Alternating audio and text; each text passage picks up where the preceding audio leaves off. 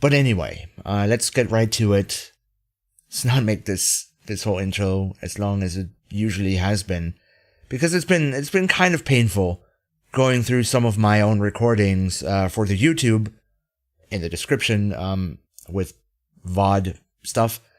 Going through some of that stuff, like sometimes I've just been rambling for like 10 minutes before I get to a game, and I'm like, dude, get on with it. So that's what I'm gonna do. The first game that we're gonna play is a game that I've never played, but I remember seeing this one in like magazines, in video game magazines, and always being kind of intrigued by it. And looking at it today, just the concept of it, from what I know, I haven't really looked too much into this, but from what I know, I have to rebind my controls again, which is nice. Why do I always have to do that? Give me a sec. But from what I know about this, why though? Why is it sometimes X1 and sometimes X2? I don't understand. The buttons are still bound, but it just changes with quote-unquote which controller to use, even though there's only one plugged in. Anyway, but from what I think this is about, she's kind of cute. But let's go with the boy, because, yeah, role-playing and stuff. He already has a name, why not? And but I think the whole concept is that you're just surviving on an island. A single boat cruised over the waves. A father and his child were the only crew. Okay. The trip was to mark the child's 10th birthday.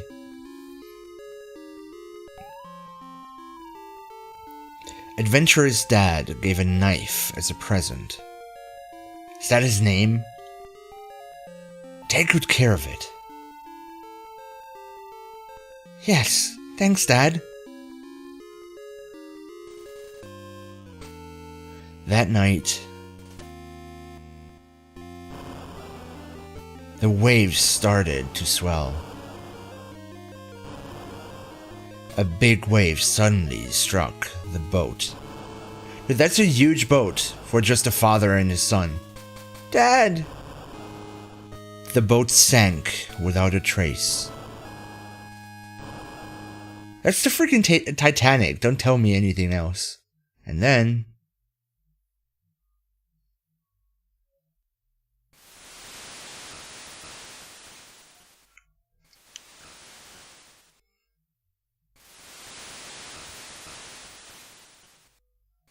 poke, poke, poke.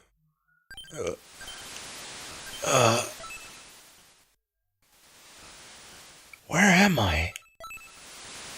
Oh, it's gone. Wait, where is everyone? Where's Dad? So, since he said, where's everyone? I take it if his dad and him are the only crew, and he says, where's everyone? Did they have passengers? So it's like an actual huge cruise ship where a 10-year-old child and his father do all the work? As in steering the boat as well as like doing service for the crew, for the passengers? How does that make any sense? What could Dad be doing? Worrying about him won't help me any right now. Got to do what I can do for myself. Yeah. First, I'll check this place out. I'm already not good at. Why can't you go diagonally? That's weird.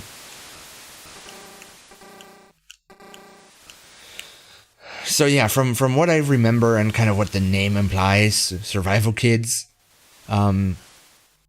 This is like just all about surviving on this island. Which, I mean, if you think about it, is very, very ahead of its time. It very much sounds... Nothing I can put it in. Must leave it. Can I eat it? Chomp. Ate the clam. My stomach exploded. Lost the clam. Did I puke it out? Is that what they mean with lost? There's a stick. Take. Can't take it with me right now. Why not? Just put it in your hand. Oh, I'm going numb. Why? Because I ate the clam? Do I have food poisoning? I might have. There's grass there. Yes. Maybe I could use something to move it. Hey! This is the wreck of the boat. So I didn't dream it. Obviously, you're on a freaking island. Like, how did you get there? Yeah, whatever. I guess he could have just... Okay, he kind of goes diagonally automatically sometimes. Like, if you run into an object like this. Kind of weird for a GBC game. What do I do? Just a sand dune, I guess. Should I go after the monkey? Hey! My knapsack is buried here. Dig, dig. Everything inside is intact. Good. Got the knife, got the radio, got the matches. It's kind of interesting for a... Kind of really, like, feels really advanced. Equip. Feels really advanced for a Game Boy Color game. The battery's dead.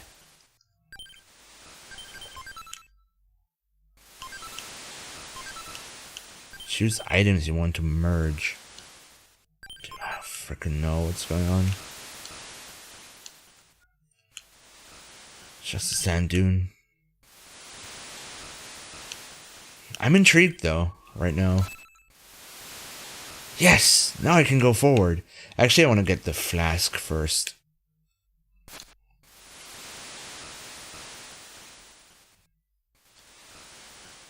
And put the, like, take a clam with me. Take. And the stick. Probably need that to make fire, right? Or can I equip it? No. Wait. What were my... Life 100.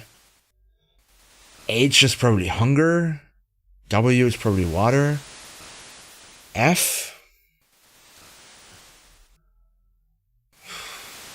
F. Fire? Fuel doesn't really make any sense. So maybe it's... Oh, F, like Fahrenheit? Like my temperature? If I'm cold or hot? There's a canteen. Take it. Items. Canteen. Drink. Empty. Oh. Can I use the stick to move this? Can I use it? No. Stick. This is too small. That's what she said.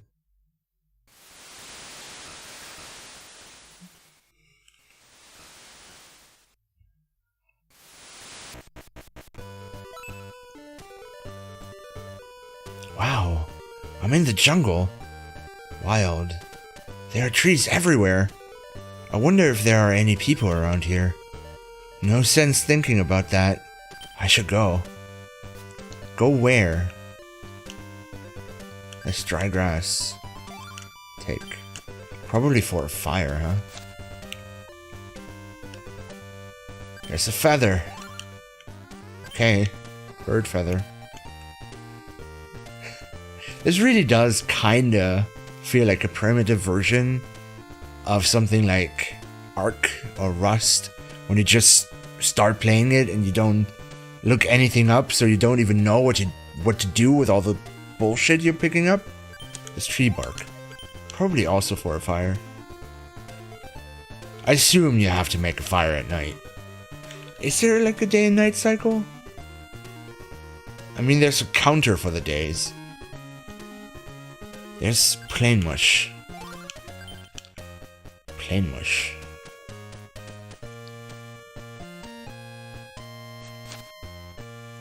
Oh, another stick.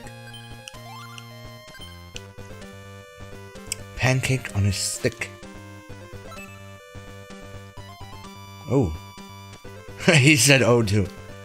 Oh, there's a hut. Maybe there's someone inside. Nobody home? Hello? Anybody here?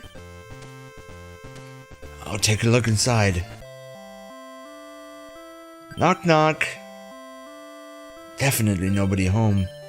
I'm tired. I should sleep here tonight. I'll look for people tomorrow.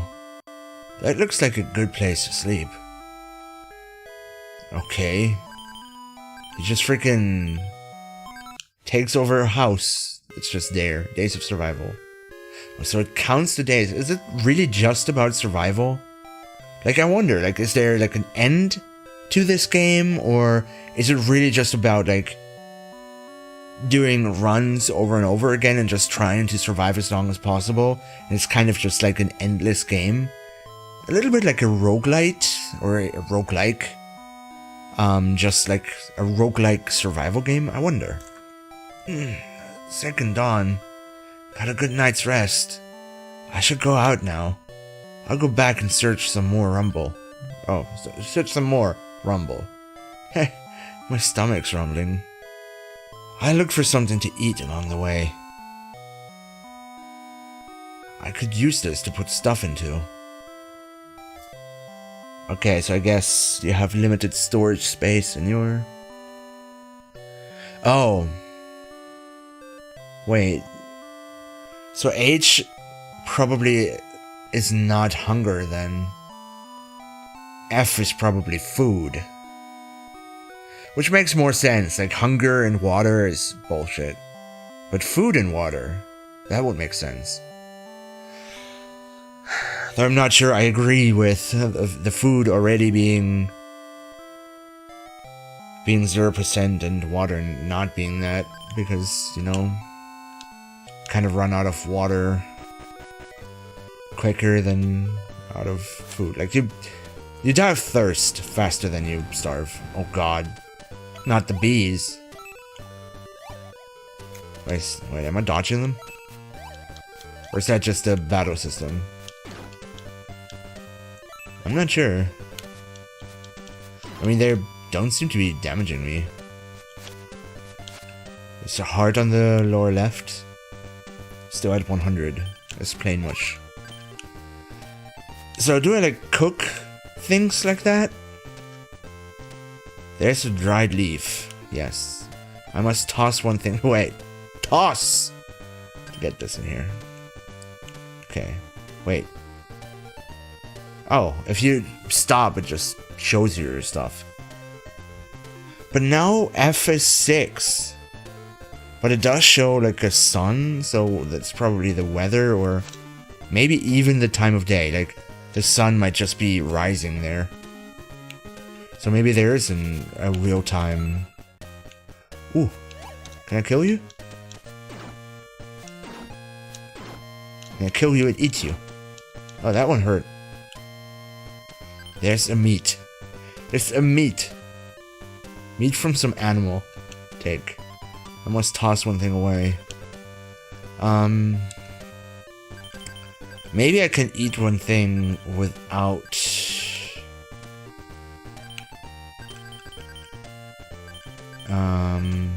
I mean, I have 2 sticks. Nothing's happening.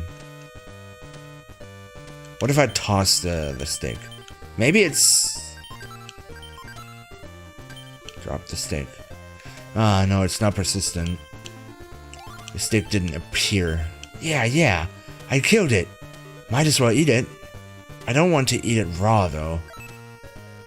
I'll make a barbecue. Take. Wait. Were there multiple meat? Yes. Okay, so how do I make a barbecue? I do have a match. Like, can I... Wait, merge. If I merge the match with dry grass, I can't get it to work. Can I use the dry grass? Like, put it down? Nothing's happening.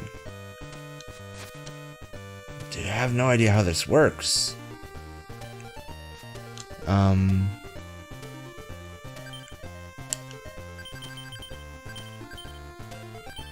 Tree bark and dry grass.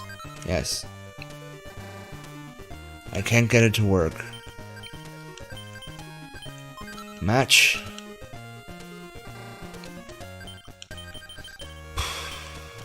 I don't...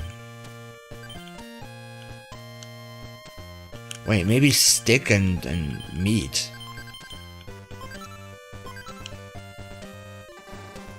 Nope. Well, that's a bit problematic. Match use. It's wet and won't catch fire, I think. Rubbing 2 sticks should start a fire. Ah, I just tossed one. Oh. There's another one there. Oh, that looked like a real... Yup. It's a real day and night cycle, apparently. This thing is still here, which is nice. Maybe that stick down there is the one I tossed, so... I guess it's predetermined what would be where, and the game takes... Oh look, it's a bird. The game, like, keeps track of what you picked up, and then if you don't have it in your inventory anymore, just puts it back where it was. Alright. Let's drop the clam. Because there's another one here. Yeah, did that one just appear when I tossed it? Maybe. Take. Merge. Stick and stick. Yes. I can't get it to work. Ah.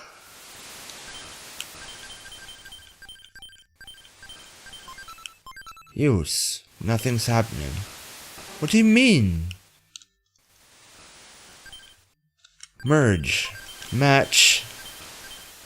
Stick. I can't get it to work. Dude, I have no idea. He said rub 2 sticks together. Add. Oh, you can add more things. Then dry grass. Yes. So you can have 3 things. I can't get it to work. Are you kidding me, though?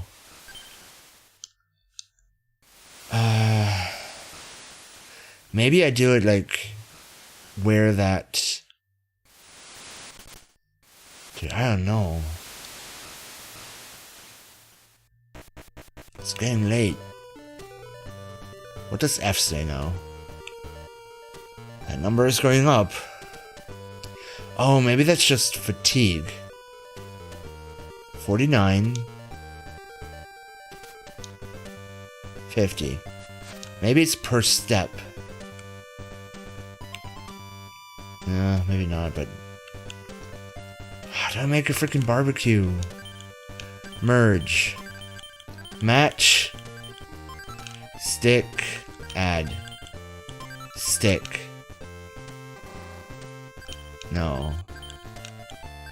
Match. Stick. Dry grass. Oh my god. Dry grass. Stick. Stick.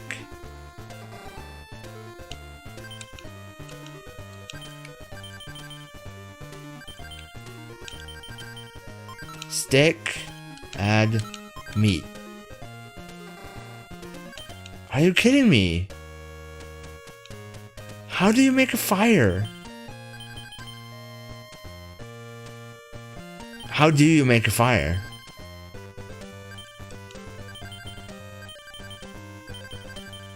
Like, the game kinda went out of its way to have like an intro and like have my character kind of tell me a little bit. Wait.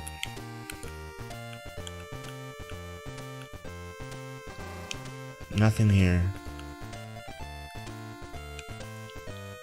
I don't quite get this.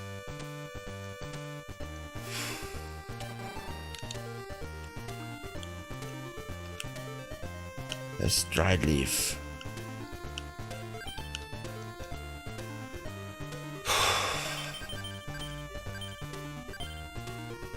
Intact bird feather. Drop.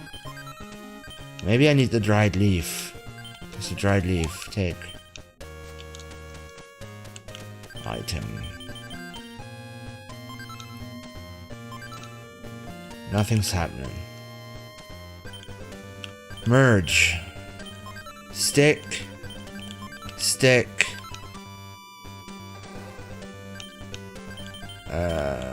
Dried leaf. This makes no sense. Do I really have to look this up? I don't want to look this up. Oh, it's a fox! What do you mean nothing here? There's a freaking fox. Dude, I might die. I don't even want to kill this fox. I thought he went for me. No, there's meat here. Merge. Stick. Stick. Yes. What do you do? Dried leaf.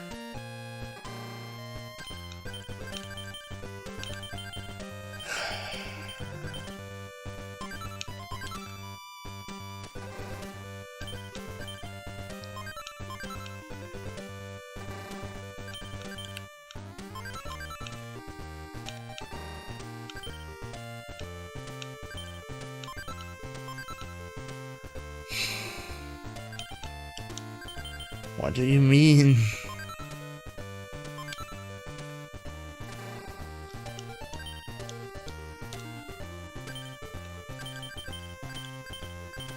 Use stick. Nothing's happening.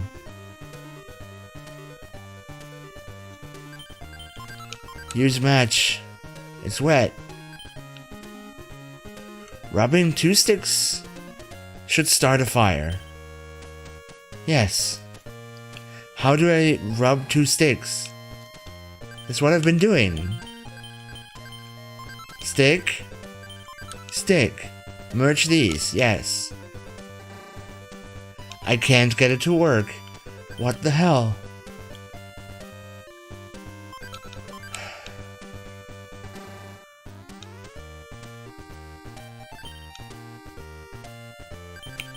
Oh my god.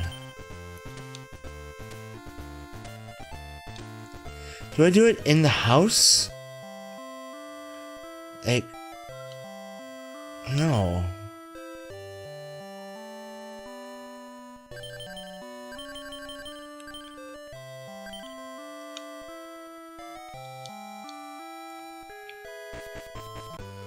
Is there like a fireplace somewhere? I'm about to be dead. It's night. You can't see at night. It's a rock. Do I need that? I don't think so. What the hell?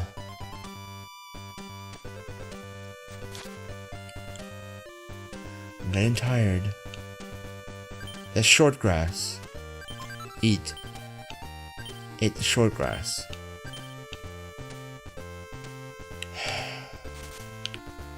Well, I'm dead.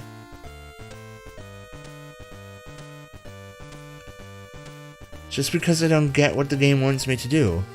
Like, it's one of those really just one of those video game things. You know where... The fuck are you?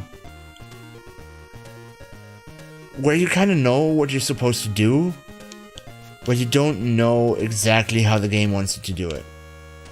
It's a slick fruit. Eat. Why do I keep losing shit?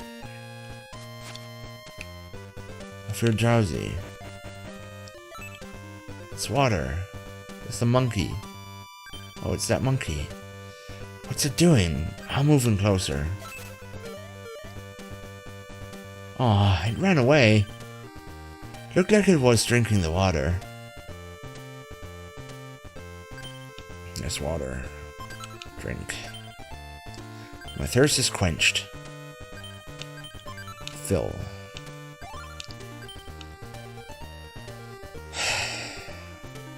This is really frustrating. Just make a freaking fire. There's a big rock. No, I don't need this. Fuck. It's a good noise. It might have been a waterfall. Maybe that's...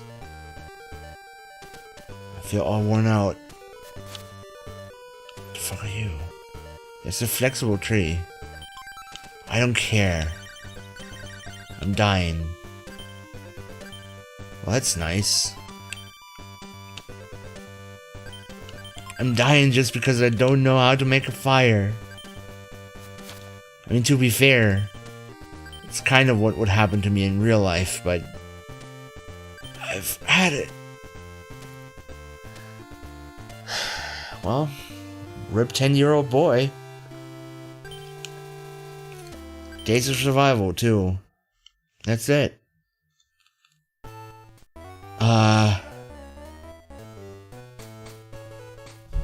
I'm gonna look it up. Just because this intrigued me enough to want to know what to do next. Survival kids make fire. Survival kids walk through. I'm gonna try to only read that. Like I really only want the first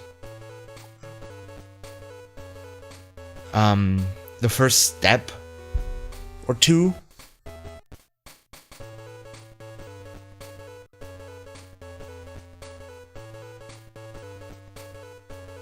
Basics, controls. Select a weird arrow thing. Yeah, I noticed that. So H is hunger. The higher, the less hungry you are. Oh. Water. L is level. The higher the number, the more healthy you are. Oh. So it's probably not level, it's life. And F is fatigue. The lower the number, the less tired you are. Okay, be careful about what you eat. You can be poisoned. You can regain hearts by sleeping. This will only work if you are in good health. Items. You can store items in the knapsack and in the box in the cabin.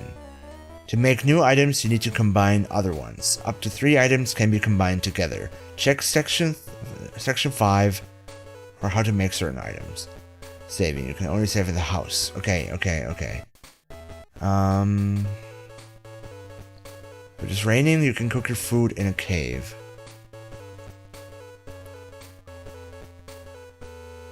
No, do not eat the clams. The first screen, cut the bush. Get to the feather. You need to make the arrow later. I don't want to know those things. I want to know how to cook.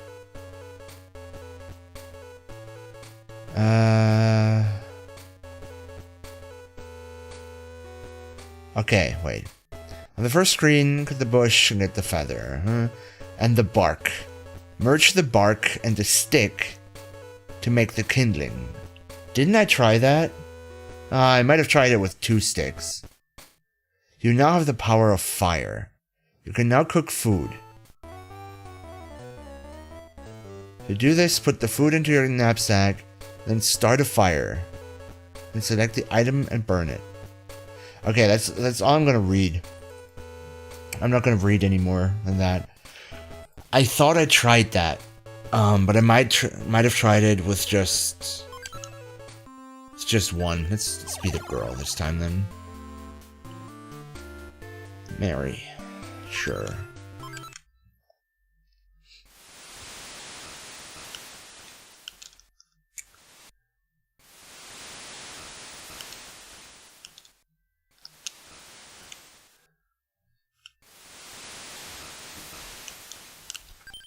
Monkey, please. This really makes no difference. Blah blah blah blah blah blah. I'll do what I can for myself. Same character.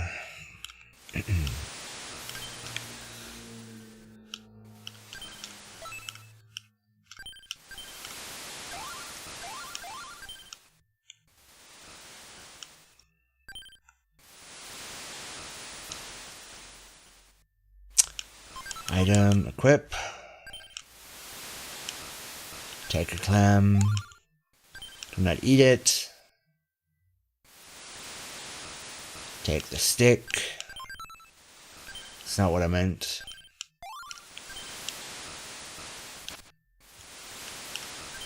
Canteen, take it. Take another clam because why not?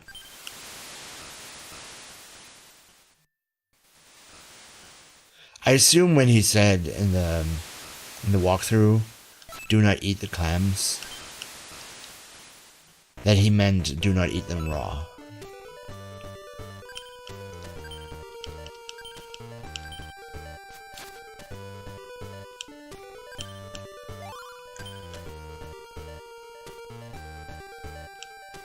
It's tree bark, take it.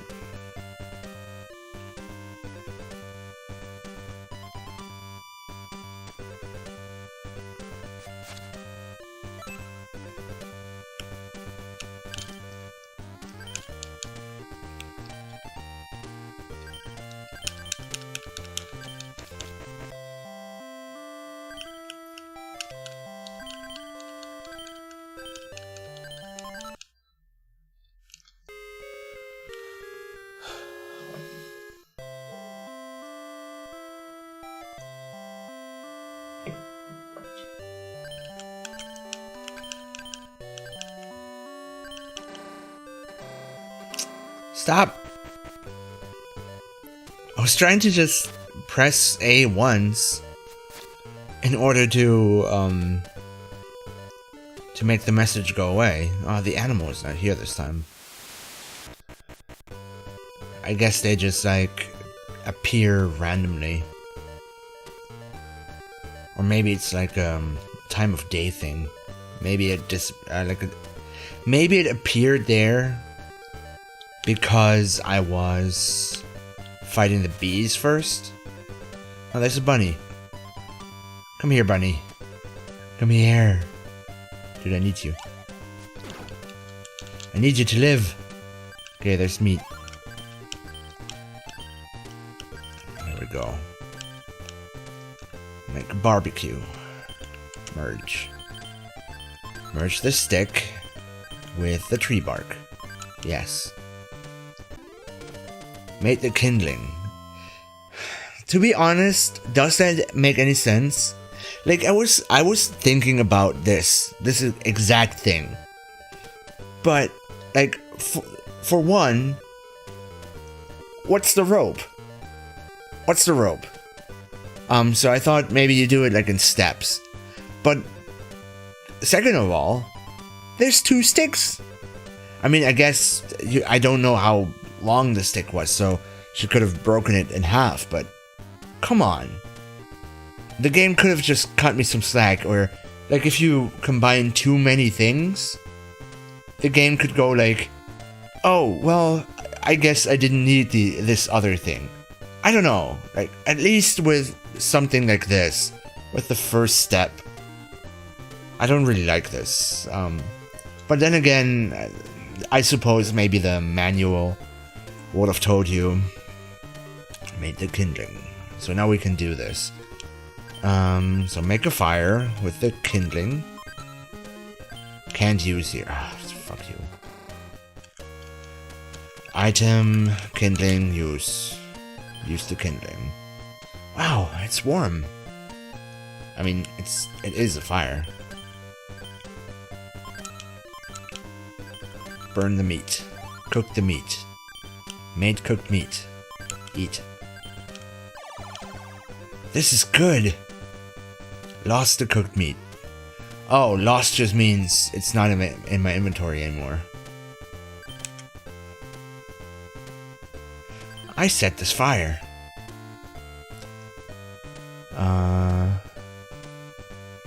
Do I have anything else? Maybe the clam? Burn? Baked clam. Store. How hungry am I? Not very. I think it was the higher the number, the better. What if I burn the match? Fire is stronger. Oh god. No, I don't have the match anymore. I do still have the kindling, so that does not disappear. Let's grab this rock. Wait. This isn't like the other trees. I guess when you have like an axe, you can do something with it. Oh. Goodbye, fire.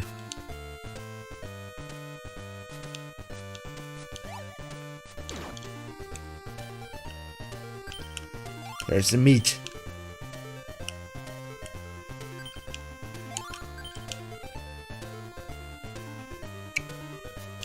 I do still need water though.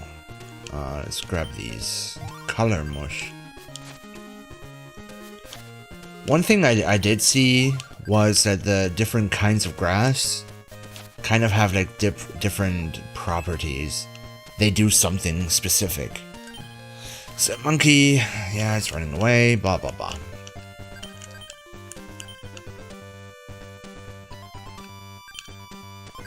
Drink. My thirst is quenched.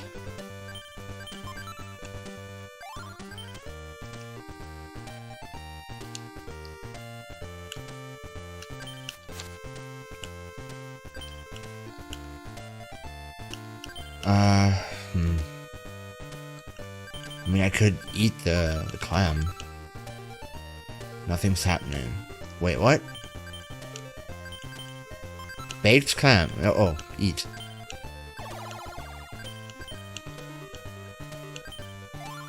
I don't know what this does. So I guess what this now boils down to is like experimentation with different things. There's a big rock. What else do I have? I should probably store like the radio and the feather. Very flexible. Yeah, I kind of don't want to lose anything. I know that the rock is here. And it's getting darker anyway, so let's go back to the house.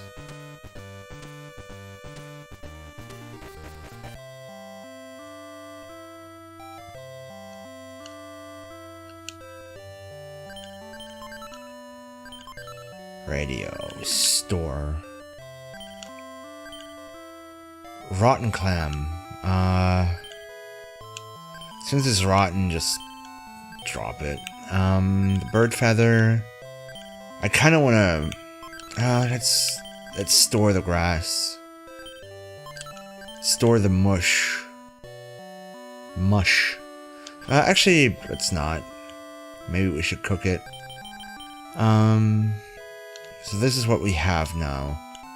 I do want to try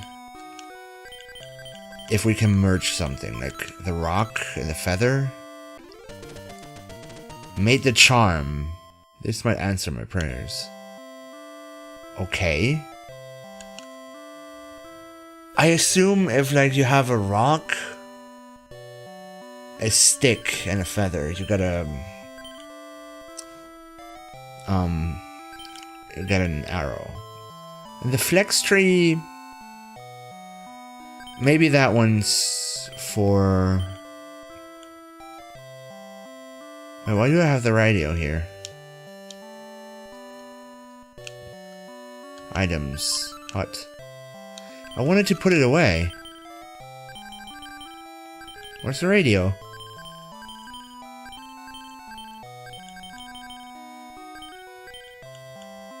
I just had it. But... Okay, that's weird. So I guess in here, like if you want to merge things, they're trying to make it easier for you. I suppose. What is...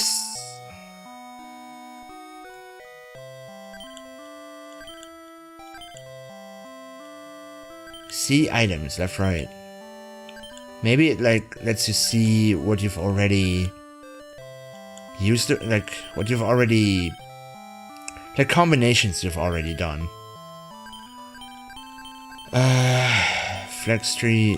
What does the charm do? No. Item.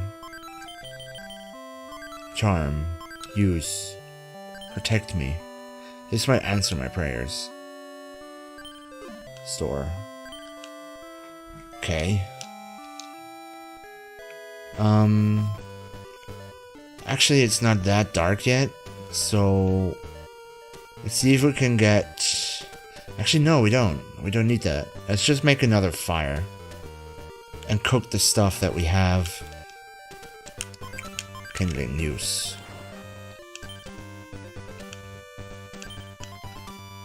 Item. Meat. Burn.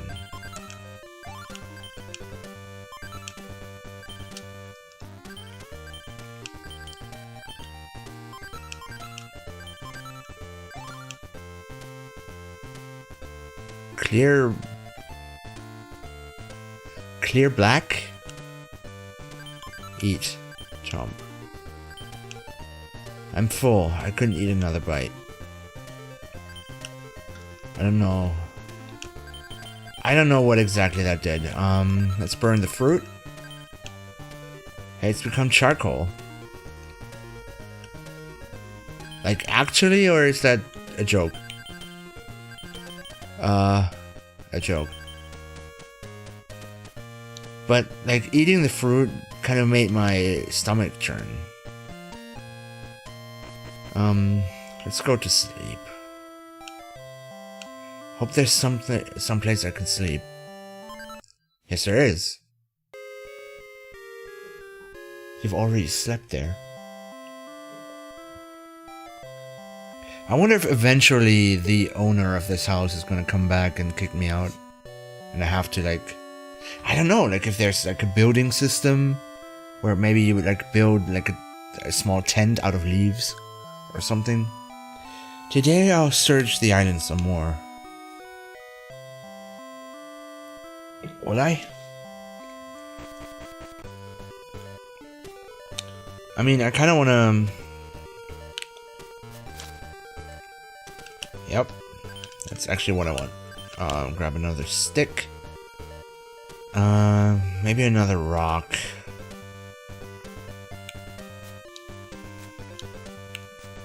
And another feather.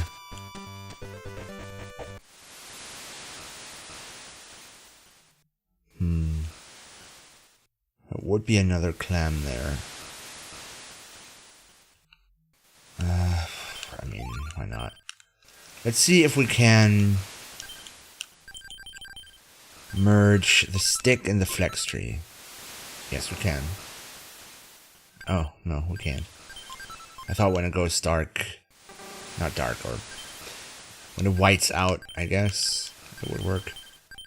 No, it does not work. What do we use the flex tree with? Maybe with grass. Like make rope out of grass? Or this. Take. Merge. No. Doing left and right with this. Oh, maybe it just shows me what I've already...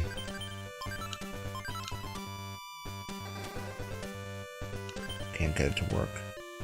Yeah, that's just what it shows me.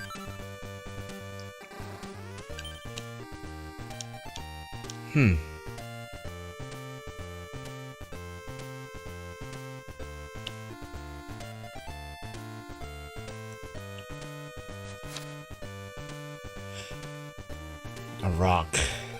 Wait. Feather. Meat.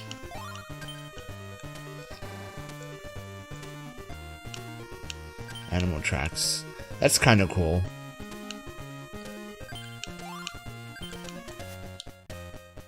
Looks like it's not suited for tree cutting.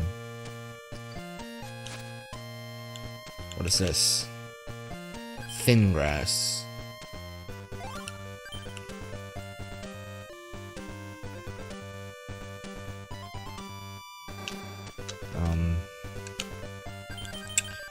Okay, what if we... Why is that two different menus? Why not just in the item menu give me the option to merge? Rock? Rock and bird feather alone was the charm, right? Rock, stick, and bird feather. I can't get it to work. Flex tree. No. What if we just have these?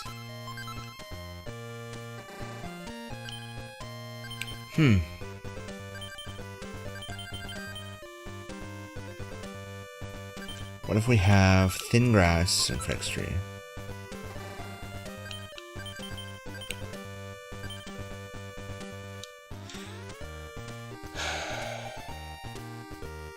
How do you make an arrow or a bow or anything? I still don't know how to get this out of the way. Maybe I could use something to move it. Like what? Stick? Flex tree?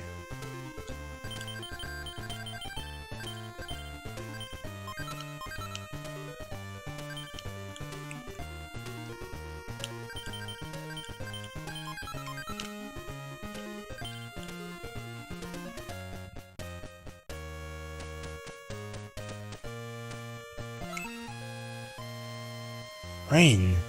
I need an umbrella to put up with rain. I guess I'll go back home. Since I do not have an umbrella.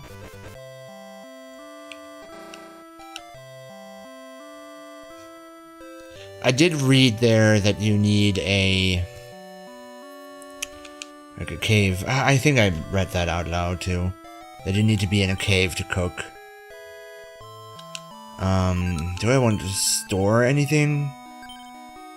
I could store the rock. And the thin grass. And the bird feather. The tree bark. Store everything, just like... I don't know. How many things can I even put in there? I'm gonna keep the meat with me.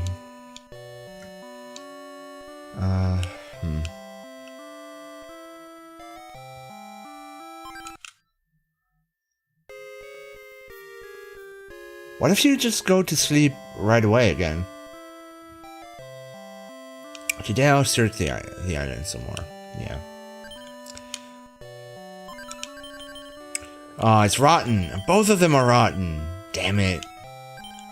Well, so much for that. I mean, it makes sense. So that's what's preventing you from just... It's still raining. I don't know if that, like, does shit for me. A bit. I feel energetic. Still raining. But I need to get out of here. Find some more food.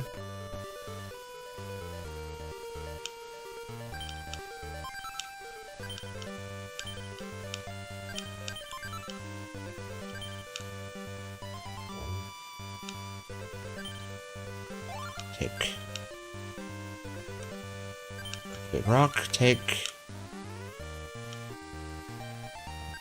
A round berry.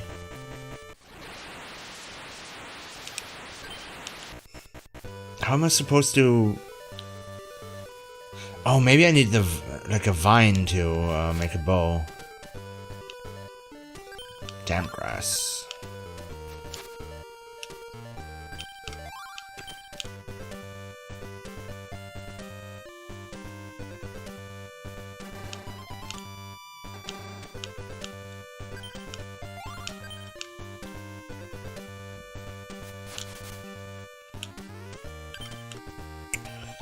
We already have that.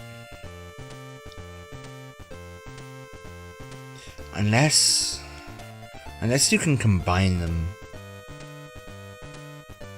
Like two of the same. I mean, it doesn't hurt to take it with me. Can I just... No.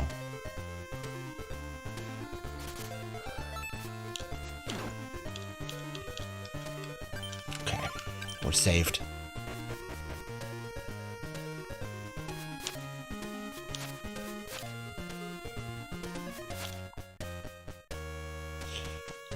So yeah, I'm pretty sure I need to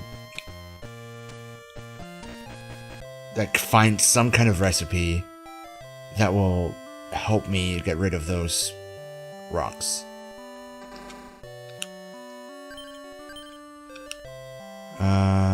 Actually, let's cook the meat first. I actually haven't tried cooking in my house. But maybe that's not a good idea.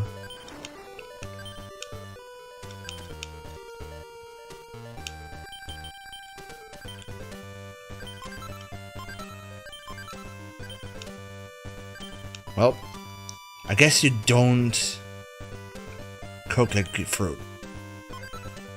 So can I just eat it? Oh, my thirst is quenched.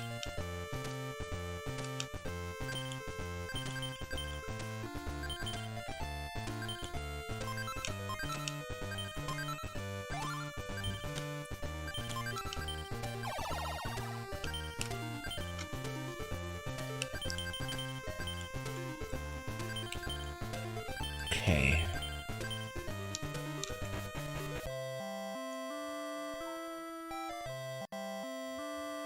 I don't just use like the big rock on those things, right? Alright, where's the closest one? That would be weird. But then again, who knows? Just in case.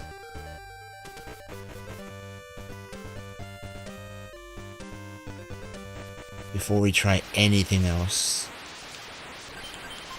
It's a good noise. Yeah, okay. That would have been weird.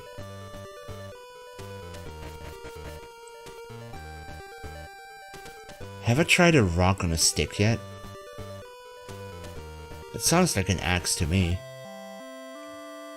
And maybe the big rock would be a hammer. Okay, stick. Rock. Yes. Make the baseball gear. I can't play baseball.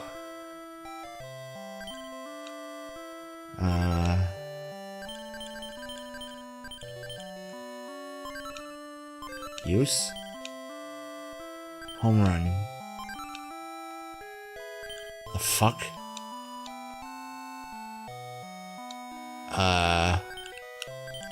I don't get it. But sure. Where's the big rock?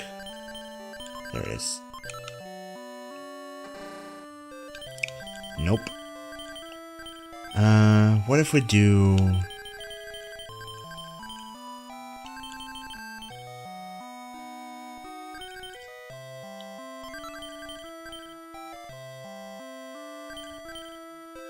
Where's the ivy? There. Made the bow. Okay. If I had arrows. Yeah, how do you make arrows?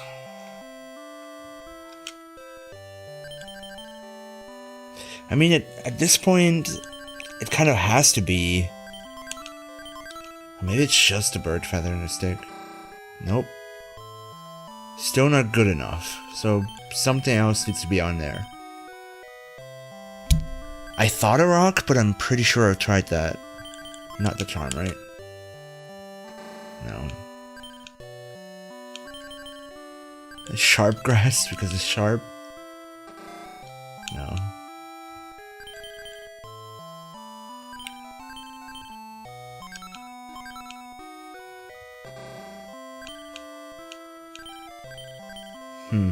Knife?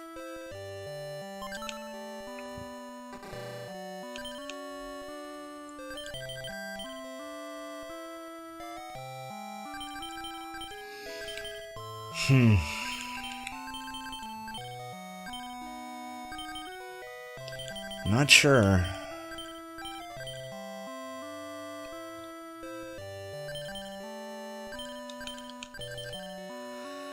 Let's see. But what's the baseball gear for? Oh, maybe that just gets rid of the rocks, just like that. Let's sleep, because why not?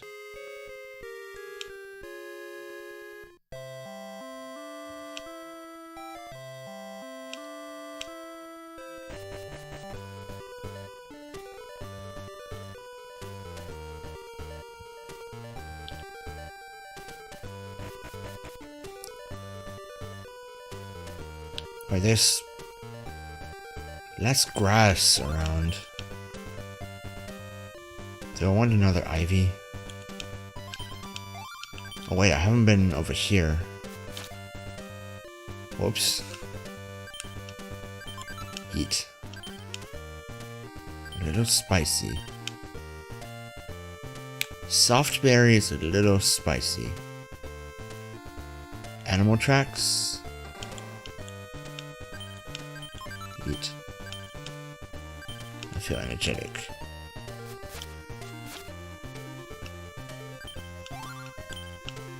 I wonder if anything would happen if you just combine 3 of the same type.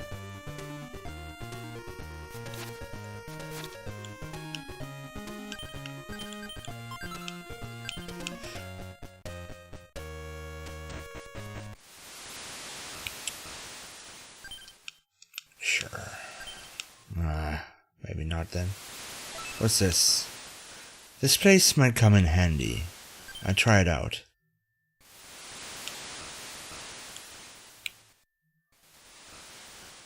Wait, what? Is this just like shelter?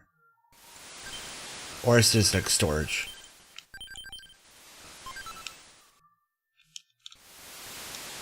Maybe it is just shelter for the rain. Ooh! There's a needle thread.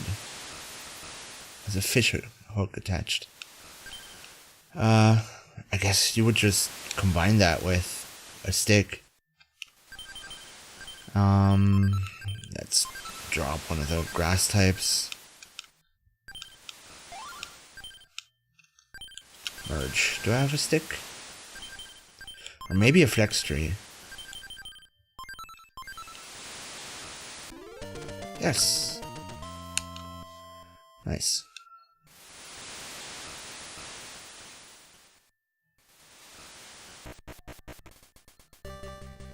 Oh my god, a completely... Whoa. Doesn't seem to be anyone else here. There's a big stick. Take. Dude, I got a big stick. I have no control over this.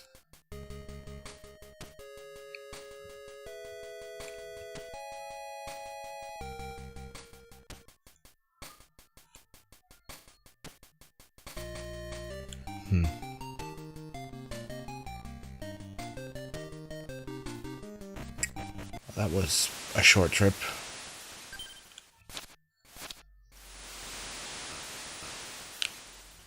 Do I want to eat this?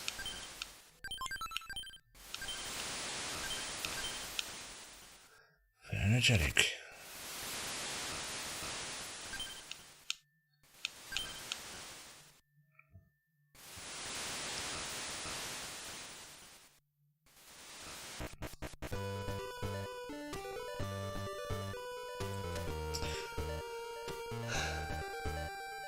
There really is no one living around here.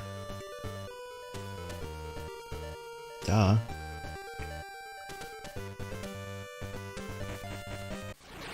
Okay, so do I use the baseball gear?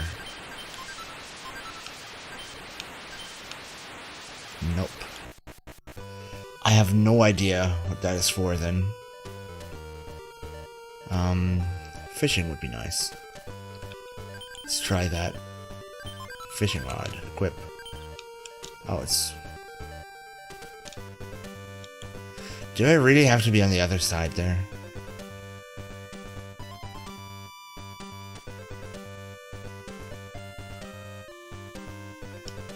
I'm not catching anything. Oh, I might need to put something on it.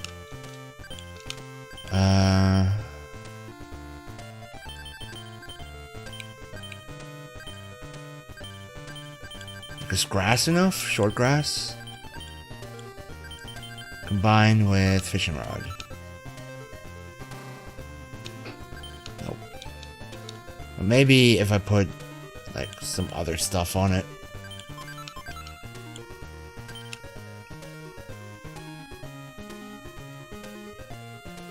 Should go back home though.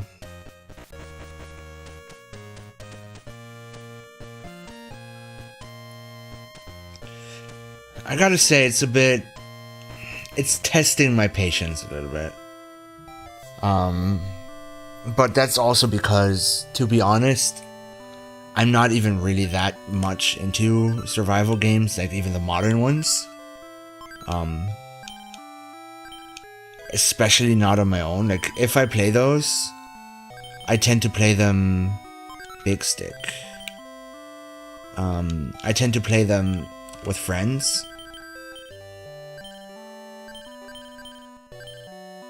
Online. So, yeah. Big rock. Big stick, yes. Nothing. What do I need for the bow?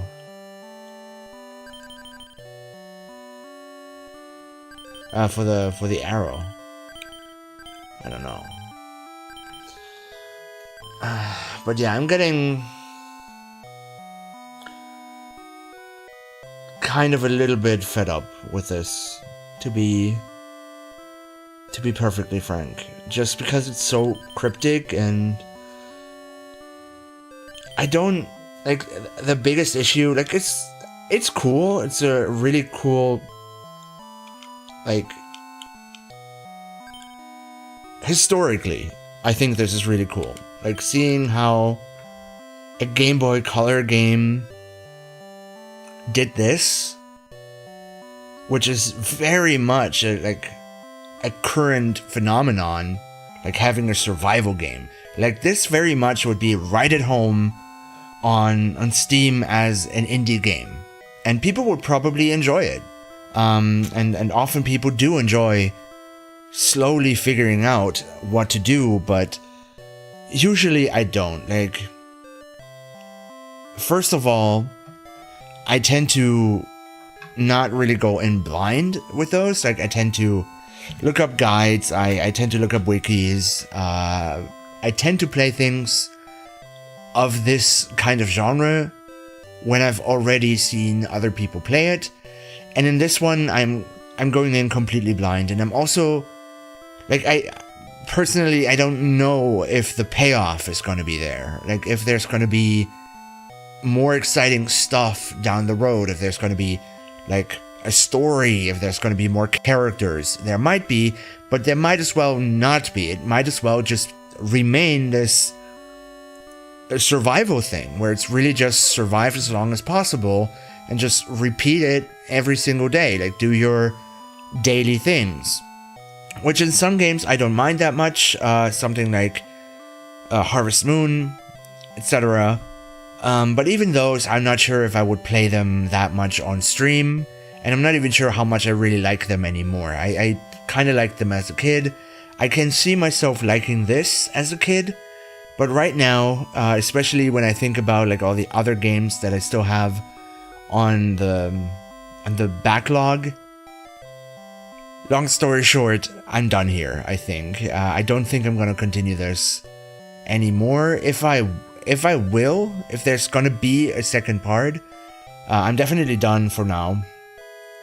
But if there's going to be a second part of this, it's going to be after I did some research, because this completely blindly going in and this trial and error, just throwing different things at the merge system and seeing what works, seeing what sticks, kind of is just a little bit too frustrating for too little payoff. So yeah, long story short, I'm done here, but I don't hate this. I do not hate this. It was definitely very interesting to see this, but I do not think that I'm gonna continue this, at least not on stream. And definitely not anytime soon. It might be like a leftover thing for the Game Boy block, like once I'm done with the other things and I still feel like playing Game Boy games, I might come back to this one, just like Kirby and some other ones. But I think since I also stopped Kirby, like abandoned Kirby, I'm probably gonna abandon this one for good too. So let's hit up the randomizer, see what else comes up. You know what? I'm okay with this one. Let's do this one. This one could be interesting. So this one is... well, it's a series of ports. But I'm gonna start with the first one, which is kind of the least porty out of them.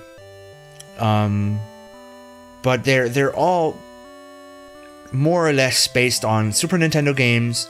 The first one less than the other ones, because they kind of had some original stuff in the first one, and then with the second and the third one, they kind of tried to really just do let's turn this friggin' music off.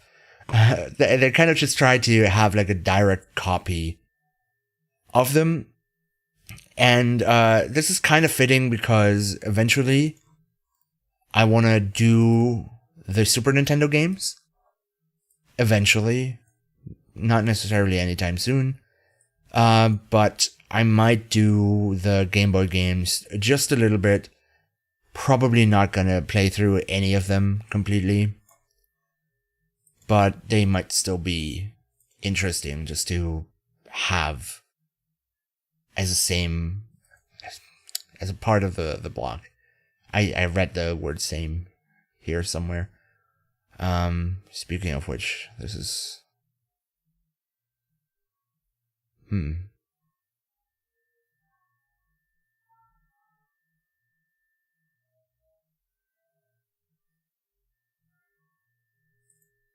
maybe this is alright. Oh, I need to change the title.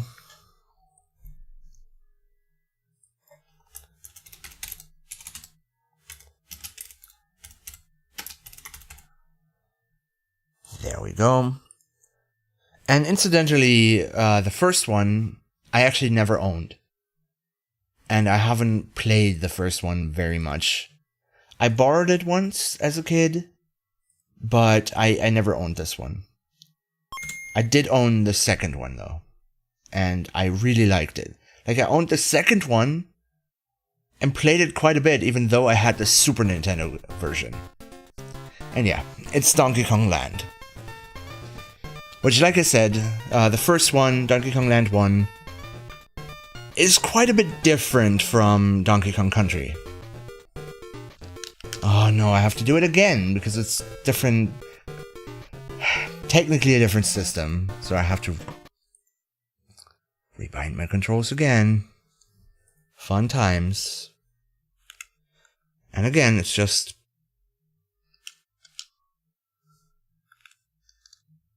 using X1, but X2 is currently active.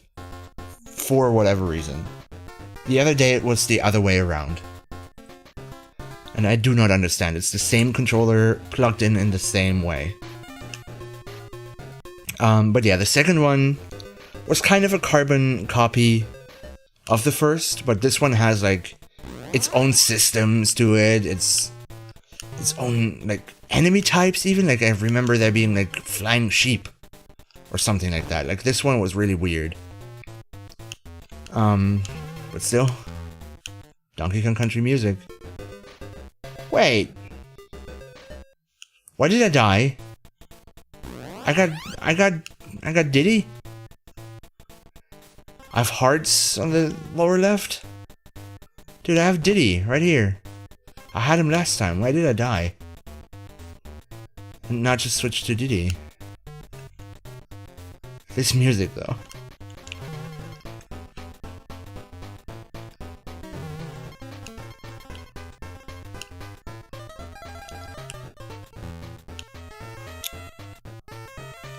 There we go, this time I'm Diddy. That was weird.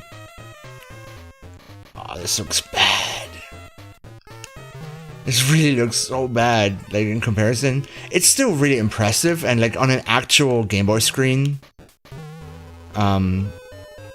which is blurry enough to kind of interpolate these things, it did look really impressive at the time.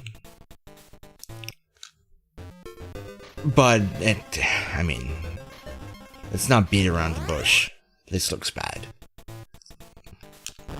Impressive for what it is, but it's pretty fucking bad. Now this right here,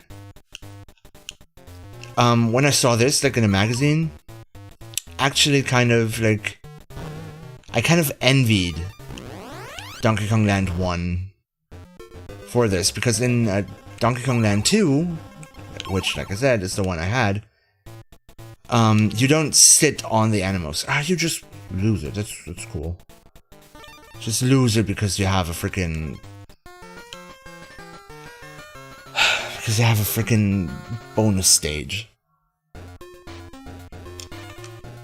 But yeah, in the second one, you just... what does that mean? I think there's a secret in there. Like a warp. I think... why is there an ice stage right away? The second level is an ice stage. Why? Oof. But yeah, in the second one, you just transform into your animal body instead of sitting on it, riding it like in. Oh my god, there's the freaking flying pigs.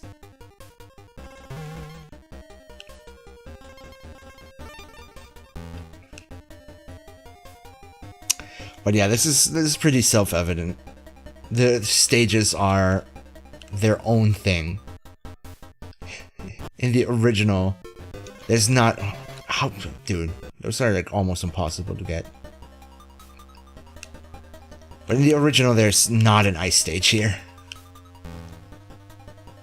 And the first level too was a little bit different. Also, no death music. And I also have no idea what the coin does.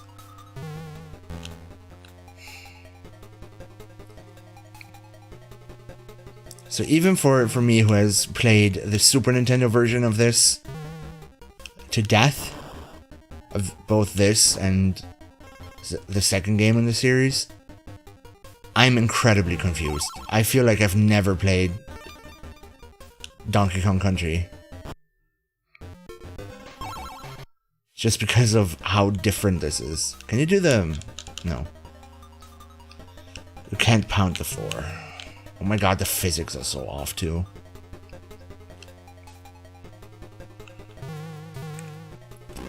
That was the thing that kind of bugged me about the Donkey Kong Country port on Game Boy Color as well.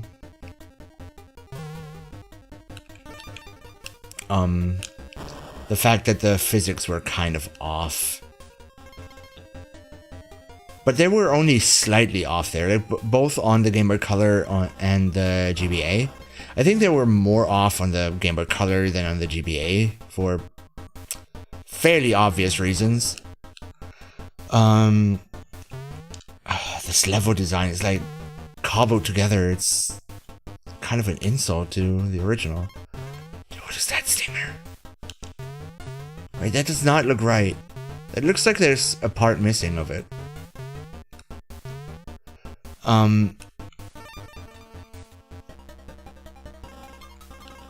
Wait, I might have found... No, I have not. I thought I found one of those secret warps. But yeah, like the Game Boy Color version had like really off physics. The GBA version was slightly off too, but not as much as the Game Boy Color version. But this, I would say, unless my memory is very off, I think this is much worse. Even Donkey Kong Land 2, which I think we could, like, I'm not gonna play this one too long.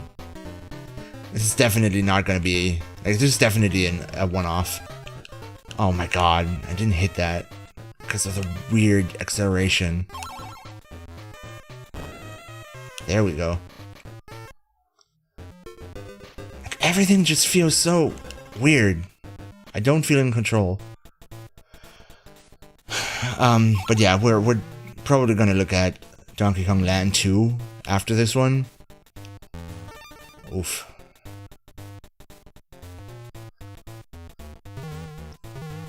And then maybe I'm just gonna like make this like a whole Donkey Kong mini block here. Like, look at Donkey Kong Land 2 after this one. Look at the Japanese version of Donkey Kong Land 3. Because there was a Donkey Kong Land 3, which was basically... Oh, nice. Nice. Spawn me off screen. Which was basically like Donkey Kong Land 2. Just trying to be like... as faithful as possible a copy of Donkey Kong Country 2. Just with Donkey Kong Country 3, obviously. But in Japan... exclusively, there was actually a Game Boy Color version, like an enhanced port of Donkey Kong Land 3, which was fully colorized and I think like slightly fixed up in terms of like how it ran and like its physics. I could be wrong about that. Like, I could be wrong about the changes in physics and stuff. Like, if they actually used the hardware of the Game Boy Color aside from just the colors, but they definitely were like was full colorization, which I think is already pretty cool. Oh my god, these physics! Question mark. But we could look at those and then maybe look at Donkey Kong Country on Game Boy Color. Which in and of itself, like, when I was a kid, that kind of confused me. That existed. Okay. So there's a ship level? Taken straight from... well, not straight, but, like... very much alike... with Donkey Kong Country 2. With the music from, well, from either Donkey Kong Country 2... Well, you can't do the double climb. No, this is the final boss music. Why?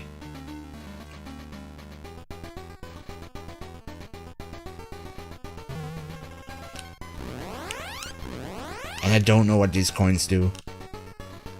Oh god, this is a weird version. I don't remember, like, just how... He's kind of out of place. I mean, he's at least from the game. And not from... Oh, you just die. Okay. You don't fall down the level. Which would have been frustrating enough, but... Oh my god, these physics. But you just die. It just kills you.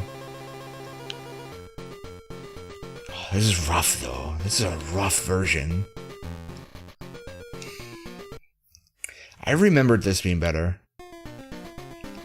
I'm kind of already at the point where I'm kind of done. But I don't want to stop here yet. I don't want to go on to the next one yet. Because I want to at least do the first boss. Because I obviously also don't remember who the first boss is in this. It would be Big Naughty. Oh my god, you can't do the roll. The roll off an edge and then jump.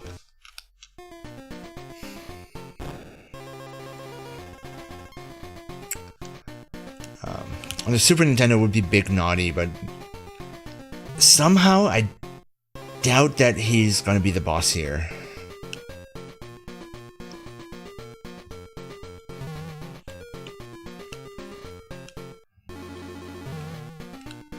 Oh my god. It just sent me flying so high. You have to do this part. You just bonk your head. It is so weird. There was a balloon there, I saw it. Not that I really care that much. I mean, I don't want to play this for too much longer.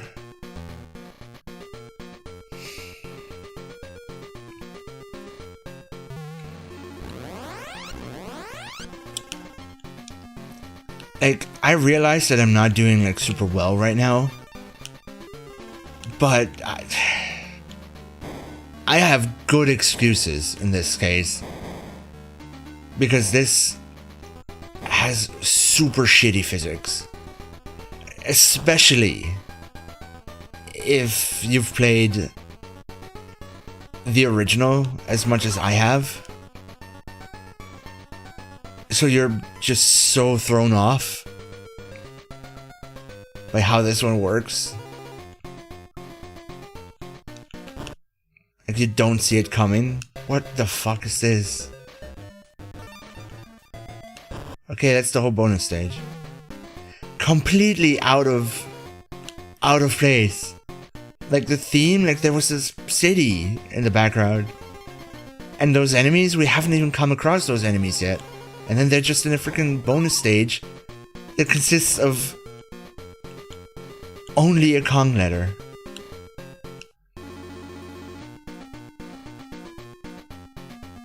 Seriously, who actually made this?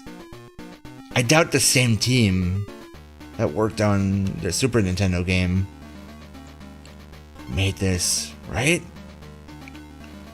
Surely they could have done a better job.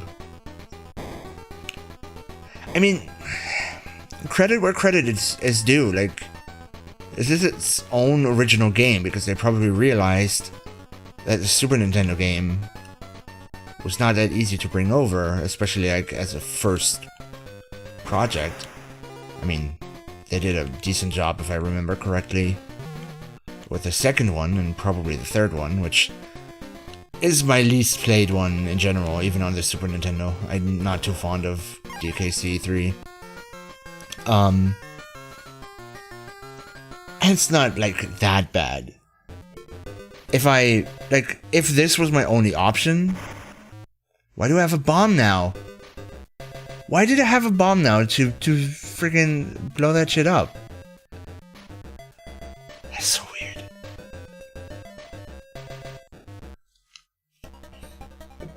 Like, if I hadn't been so used to the original that I kind of can't help but compare it, and kind of can't help but like have muscle memory take over a little bit, then I would say like this is an okay Game Boy game. An impressive looking okay Game Boy game. That's still kind of clunky. Like, even shitty licensed games, like Tiny Toon Adventures that I played the other day, or the Looney Tunes game, I would argue that for the most part, well, they were simpler in their gameplay, but they played better. Like, they tried to do less and were more boring in that sense. Well, at least the Tiny Toons game. I think the Looney Tunes game was pretty ambitious, just for having that many, like a completely different game basically with every stage.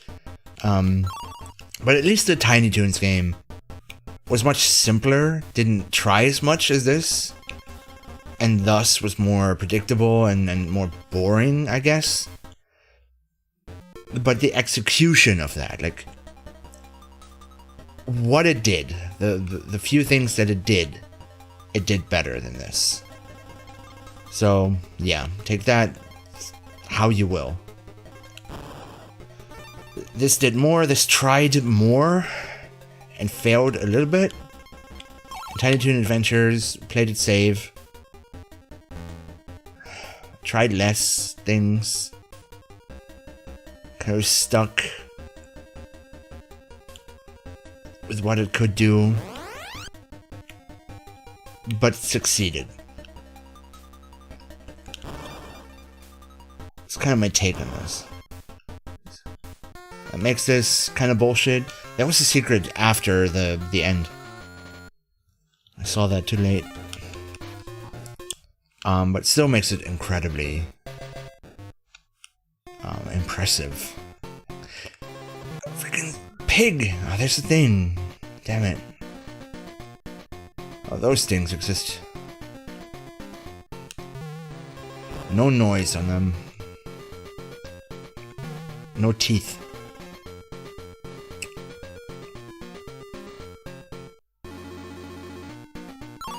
Which honestly, with this audio and the sound chip and everything, it's probably a good choice to not give them a sound effect.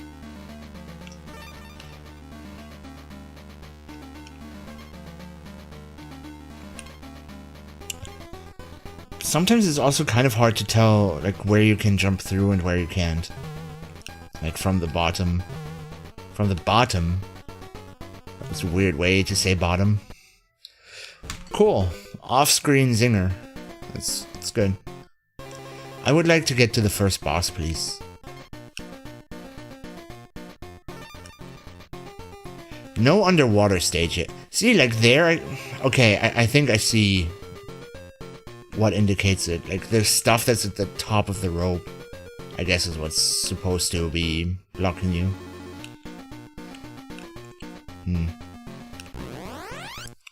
Oh. Cool.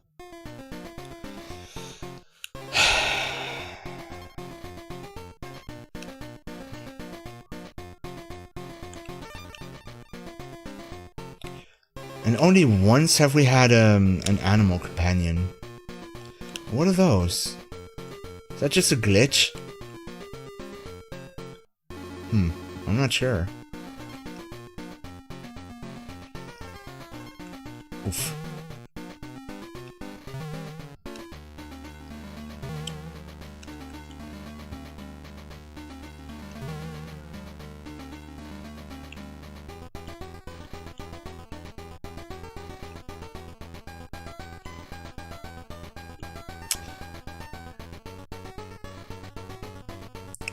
Is that exclusive to this game? Those snakes doing that?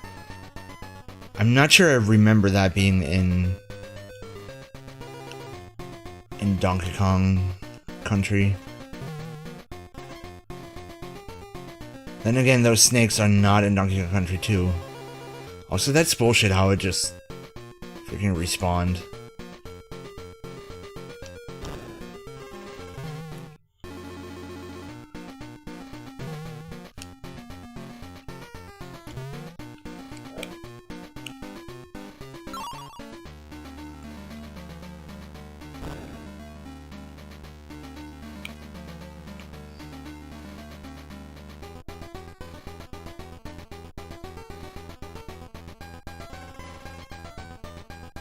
69. Tee-hee. Funny number. I mean, I should not act like that. I always point it out. Like, I am that guy.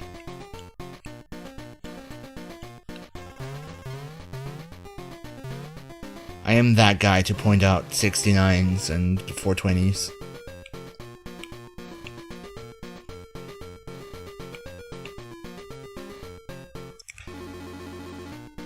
So I should not act all sarcastic.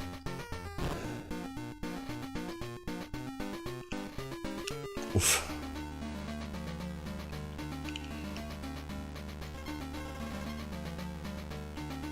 Ah, this would have opened if I landed on it. I'm not sure I care that much though. So this is totally fair.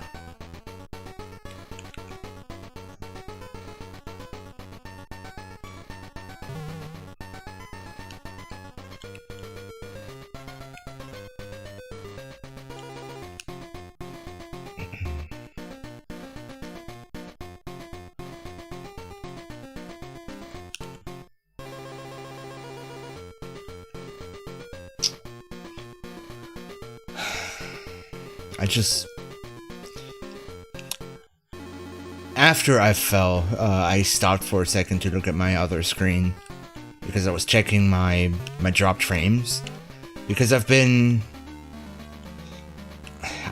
trying to figure out how. Oh, come on. I've been trying to figure out how to exactly do the stuff with the YouTube channel, with the VOD channel and everything, because like, especially if I keep up my current output, like streaming almost every day and then for multiple hours every day, like sometimes 10 hours if not more. It's kind of hard to keep up with that, and then like, well, editing is already out of the question because my freaking editing software is just being a bitch. Which is why I try to already record in appropriate chunks and per game chunks, so I can just put them up raw. But even just the upload itself is a bit of a problem. Because, I mean, if you almost every day have freaking 10 hours of content that you stream, and then after you stream, you have to upload those 10 hours of content. Oh, god damn it. On like, not even that high upload, like my bandwidth, my upload bandwidth is alright, like I have alright upload bandwidth, but like, I don't know how much I have exactly, but like my best friend, for instance, has only half the download bandwidth that I have, but she has twice as much upload. Not by choice, that's just kind of how it worked there. Oh my god. Like, if I go down more, I respawn a freaking snake because it's off screen. But being this far up makes me bonk my freaking head. Anyway, but yeah, I like, for how much download I have fairly little upload. Which usually has not been a problem at all. I've never run into like a situation where it was like, geez, I don't have enough upload to do the thing I want to do. But when we're talking about uploading like 10 hours of video onto YouTube daily, after already having done a 10-hour stream session, that kind of makes you wonder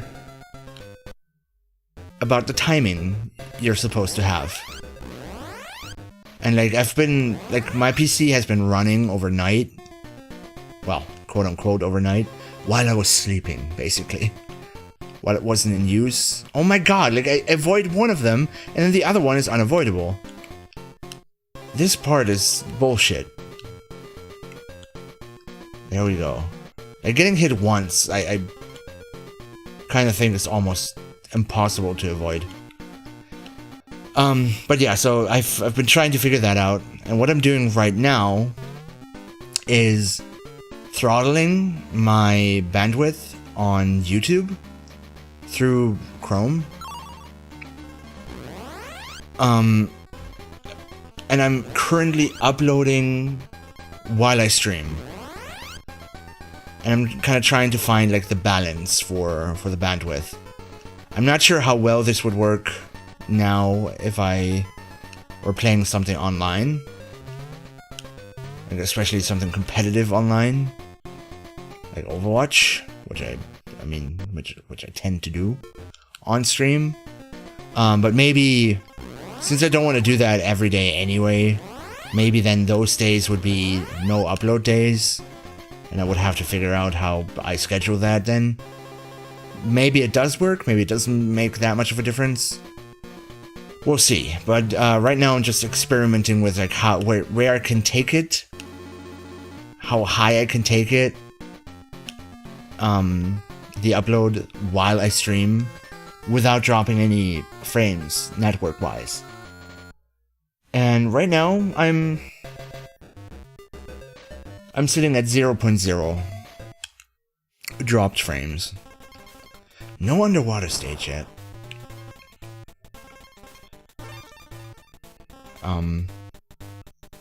In all categories, by the way. Also in terms of rendering.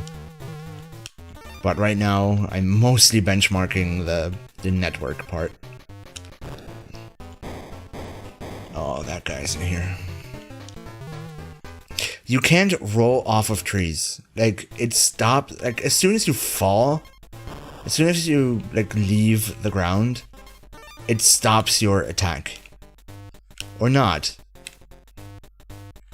What the fuck? No. When you drop that, it's just gone. I wanted to try if you can, like, run on it. I suspect not, but... who knows?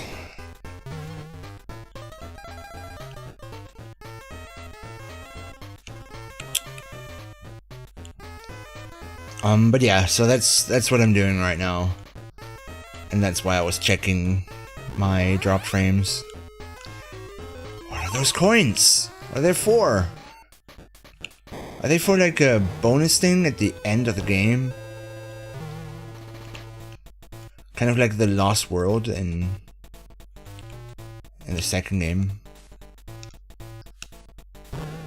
Oh my god, you can. That's neat. That's cool. That they have that in here.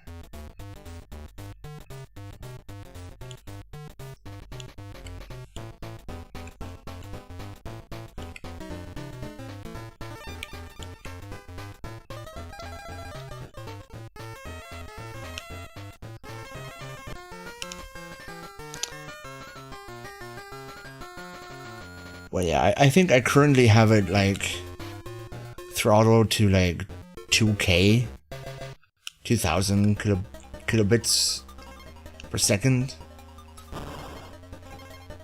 for the upload, which I don't know, should at least get me there part of the way. Oh, it's a button. I thought it was like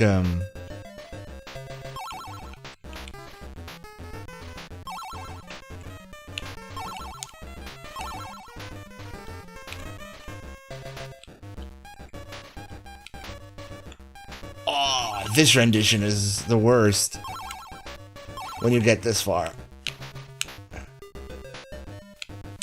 The beginning of it is fine. When it gets to the that sounds really bad. Oops. Oh, whatever.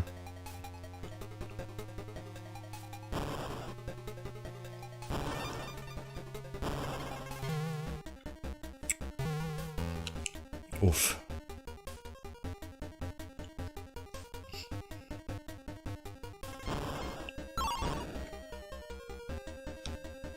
But yeah, I'm hoping that that will help me keep up a little bit. So I can just kind of like do a little bit of upload from like the stream of the previous day, and the stream during the stream, and then do the rest of it. Do the rest of it after the stream at like full bandwidth. And hopefully be mostly done by the time I go to bed, so I can actually turn off the PC when I go to bed for once. And then maybe do like the little bit that might be left. Hopefully be able to do that before I go live again. Or something like that.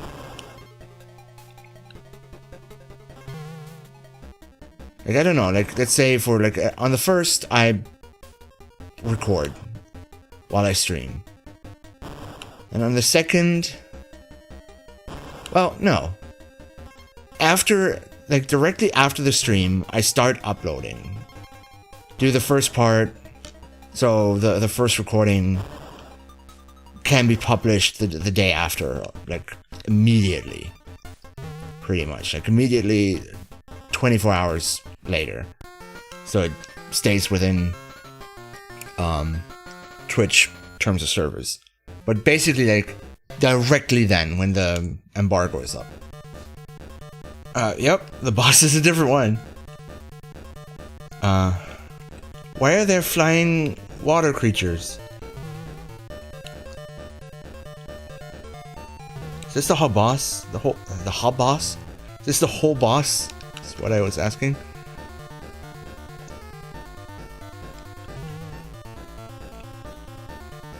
Are all of the bosses this? Just an onslaught of regular enemies? That get faster and faster, I guess? Oh my god. That's a really shitty boss. Now I'm kind of curious what the next one would look like, but I'm not sure if I want to play this anymore. Oh, I kind of want to hear this rendition.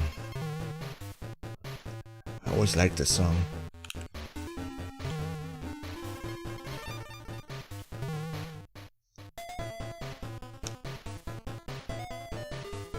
I don't mind this. This is a good rendition.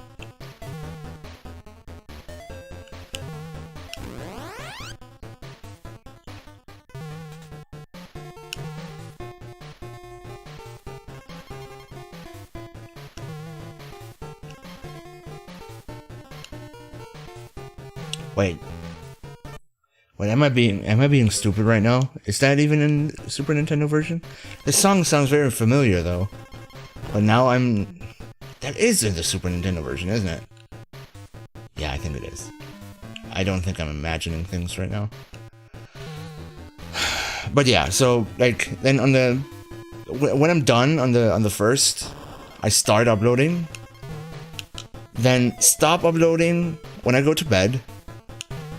And just stop wherever I got to. And then on the second, when I get up, before I start my stream, while I'm still like getting ready and still like just waking up and chilling or whatever I'm doing, and do a little bit more of full bandwidth upload, and then go live, throttle the bandwidth, and hope that by the time I'm done streaming, I have uploaded everything from the first.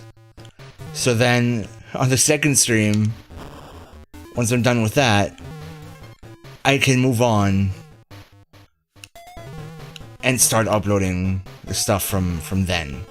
If not, if I kind of have like still a backlog, if I still can't keep up, if I do it that way, without keeping the PC on, I need to figure out a schedule that would make sense. Where maybe I have like a day off, like maybe do like 3 streams, day off, 3 streams, day off, like something like that.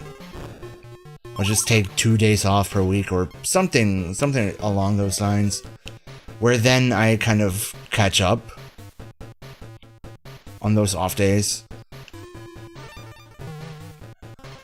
That could be a way to do it. But I'm kind of stubborn right now. Like, I kind of really just want to have, even though nobody cares at the moment, and most people don't, like, especially with smaller streamers who aren't like super laugh out loud funny, which I'm not, and that's not even the point of my streams. Where usually people would agree that they don't really care about VODs. They want to hang out and chat. But some people do like to just have this like in the background as like background noise, like when they go to sleep or something like that. And I just kind of want to have like, it's also just kind of for myself. For my own peace of mind, I guess. Like, I want to have a record of what I've done. That's like part of what motivates me to stream on a very, very regular basis. DK. So if I have a record and I have it saved somewhere, that's just like something that I can look back on. Like if I'm on a streak of having, there it is, first underwater stage. It's completely different music. And that's a new fish. That didn't exist before. That's a completely new one too. It's not a bad enemy. And those fish are new too. Dude, these are kind of nice. And they would have been nice in the Super Nintendo version too. But yeah, it's kind of just like for me to have something there that like once I'm at a certain streak, I can look back on it. Having something that maybe I can have highlights of, like if I become more entertaining, I can have highlights. Maybe I can do a highlight reel, or if people end up liking me more over time and they care enough to do highlight reels, they would have a backup there to do that. And also just if somebody just wants to watch, like I'm streaming something and they just kind of want to catch up with the story of that game, they can just look at the VODs. There's so many reasons to have a VOD backup. And maybe some people would just find me through YouTube tags. Like maybe they get it recommended or whatever, or like they search for a certain game. They find a part of a stream on YouTube and that brings them to the stream. So it would already be worth it for that. And that's kind of why I'm stubborn right now. Why I don't, even though I keep running into like really bad issues with the YouTube, and I've been thinking about just giving it up because it's not worth it. I'm kind of stubborn right now. I just want to do it. Like if I stream on a regular basis, I want there to be a YouTube backup of it. Yeah, and that's my rant done. But that's why I'm really like, what my mind is on, why I'm really trying to figure out how I want to do this. And I do need to find a way to do it where maybe I can still have free time and not get fatigued over really like 24/7 just doing either a stream or working on the YouTube. And where maybe I have enough of a buffer, or I could create enough of a buffer, where maybe if I have to take a break from streaming, where maybe then I could just have YouTube uploads to still have some kind of activity going on, or I don't know, something. I don't know. I'll have to figure things out, but it would be nice if it didn't occupy 100% of my time to keep up with my streams on YouTube. Where I could still have also enough time to just play some games off stream. Like if I want to play an online game or like even just Overwatch, and maybe I don't want to stream it, where I can do it, because I'm not sure if... Yeah, well, maybe if I throttle it. But I don't know, like, I just kind of need to figure something out.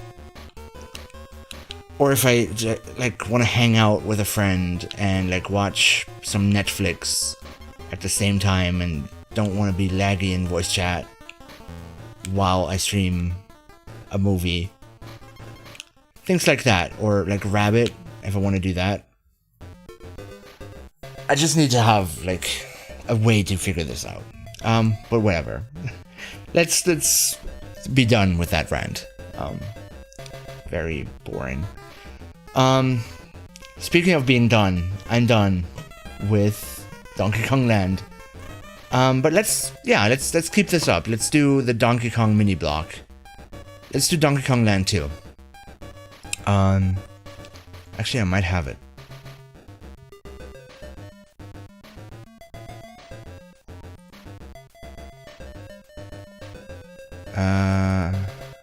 No, I do not.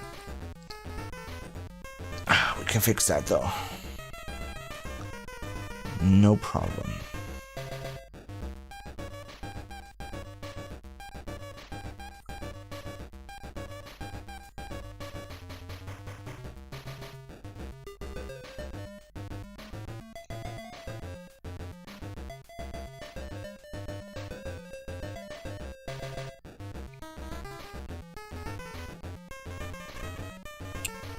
So let's see if my memory is off with this one, because I remember this one being much better than what I just experienced with Donkey Kong Land 1. Pause. Let's fix the title. Let's do this, Donkey Kong Land 2.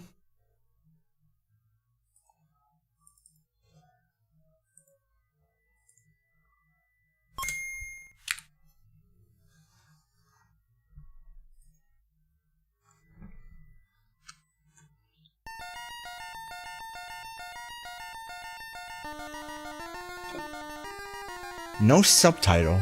No Diddy's Conquest.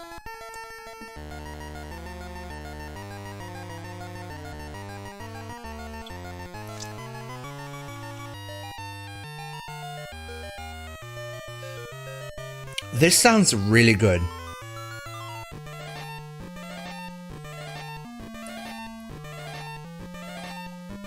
This is a really, really good remake of this song. And I don't think that's nostalgia talking. Are there cheats in here? How do you do the cheat? Wasn't there like a cheat menu? I don't know. This song is good too.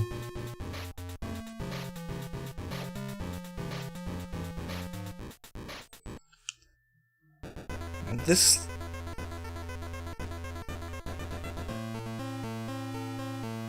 Oh my god, this is so much better! This really sounds like you would expect the Donkey Kong Country 2 soundtrack to sound on a Game Boy.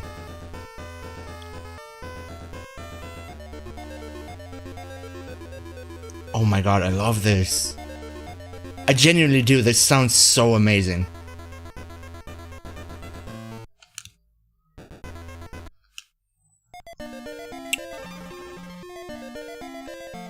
Okay, the chamber is gone.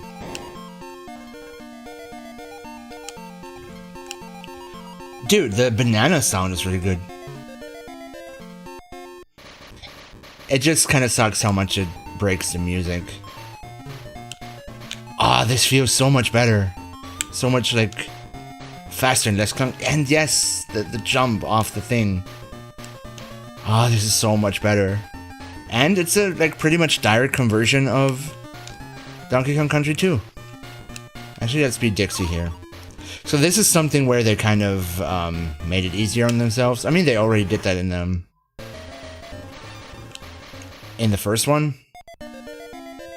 But yeah, you just transform instead of having the other one follow you because of sprite limits, obviously.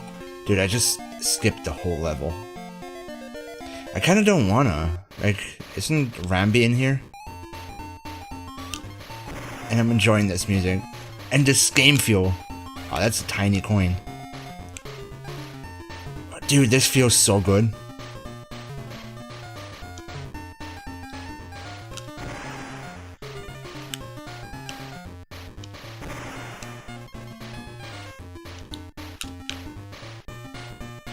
I saw the balloon.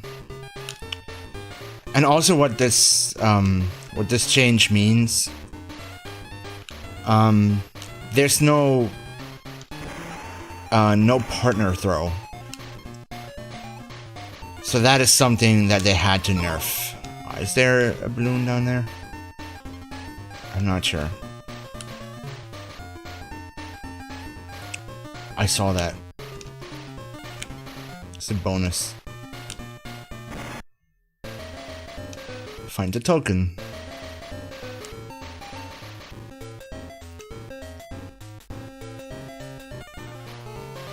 I wanted to hear more of that. I should have not gotten that. Oof.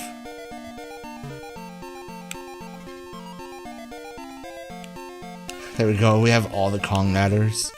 I guess there is no Rambi here.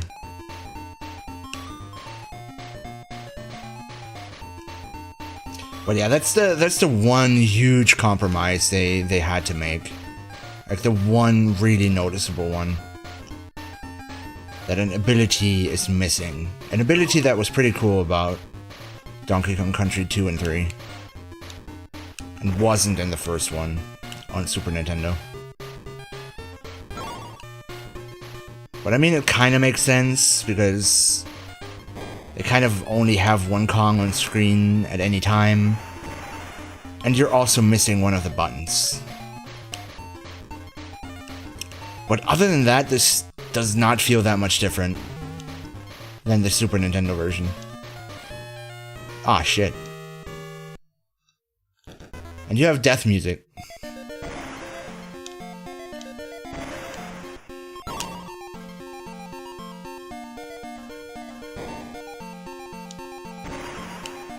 And it does let you know if your partner is alive or not on the bottom of the screen. Which is great.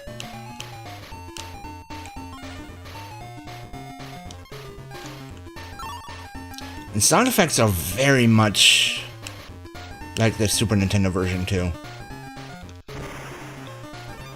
Yeah, no complaints here. Okay, that one is a little bit different and it's missing the end animation.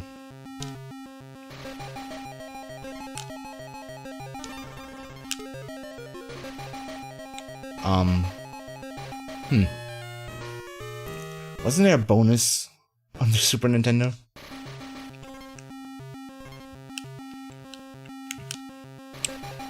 Oh, you keep your partner if you just fall. Maybe I overshot it. Oh, whatever.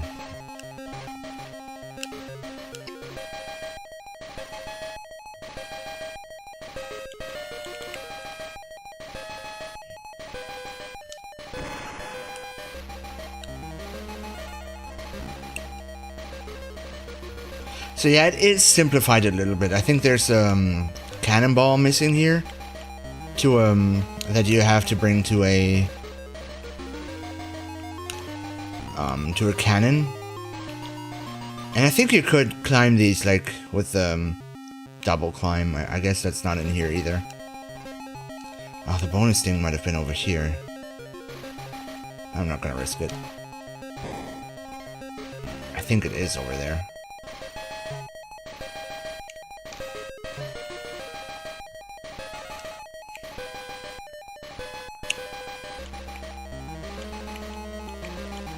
Am I going backwards?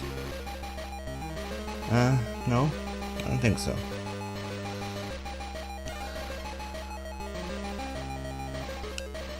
So there are compromises, but they are much less noticeable, and this is much more faithful to the original. And this music is great!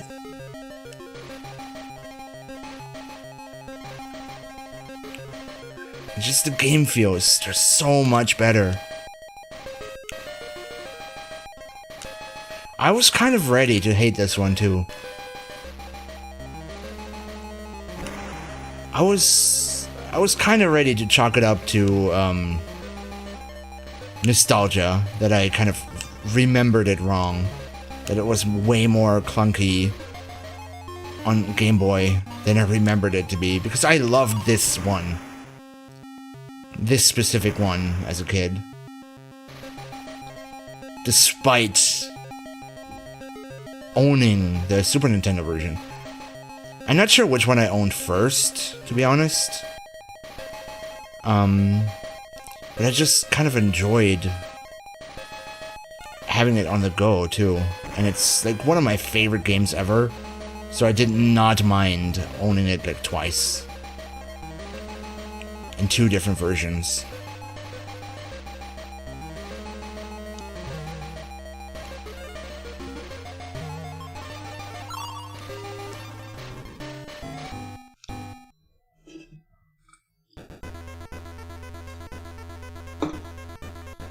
We're definitely doing the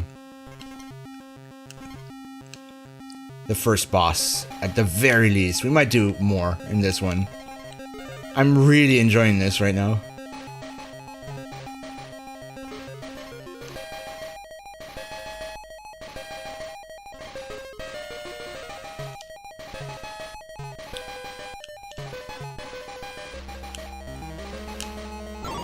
Like, there's not that much of an adjustment period. Like, if you're familiar with the Super Nintendo game and how that works, how that plays, where things are in a level. Oh, this is weird. How the physics work and stuff. This is not that much of a difference. I mean, it's a little bit different. Like, there are some differences.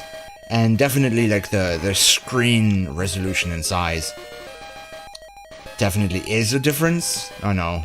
I thought maybe... Oh, and wait. Never mind. The Rambi charge isn't here. It's select. But that's... maybe you have to charge in there.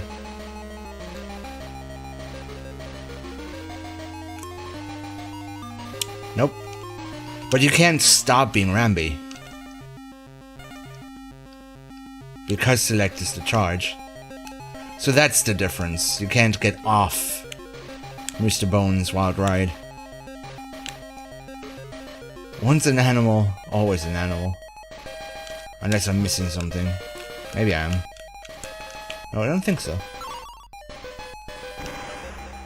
Wait. No, these are weird.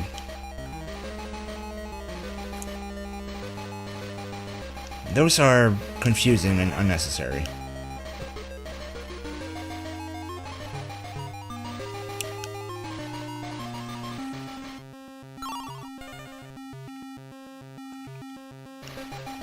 Yeah, the screen size is probably the biggest difference. The fact that you can't see as far in front and like above and below you. Where the fuck am I? That was weird.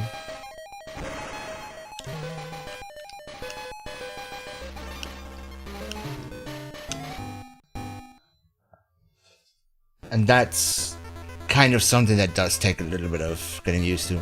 Also, saving is not done per level this time. It's done the same as on the Super Nintendo.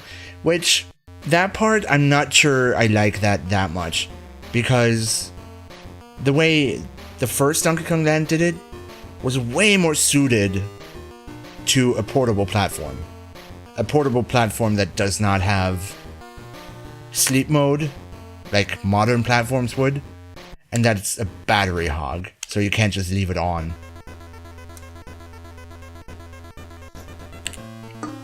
And at the time, you had to buy batteries, unless you had rechargeable ones, but it wasn't like you would just plug in your device. And a lot of people, me included, for a long time, didn't have rechargeable batteries and a battery charger. Most of us had to buy batteries every single time.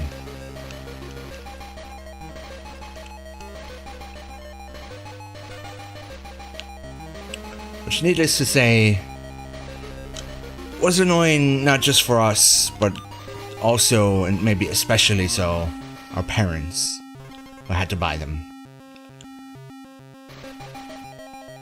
Like, seriously, when I was a kid, I didn't have that many different games. And Game Boy was like one of my main platforms. It was my first platform and kind of what I played. Maybe not the most, kind of what I played the most on, to be honest. Oh, it's the fish! Oh, he doesn't have his... Oh, he does. Just not on the button, I thought.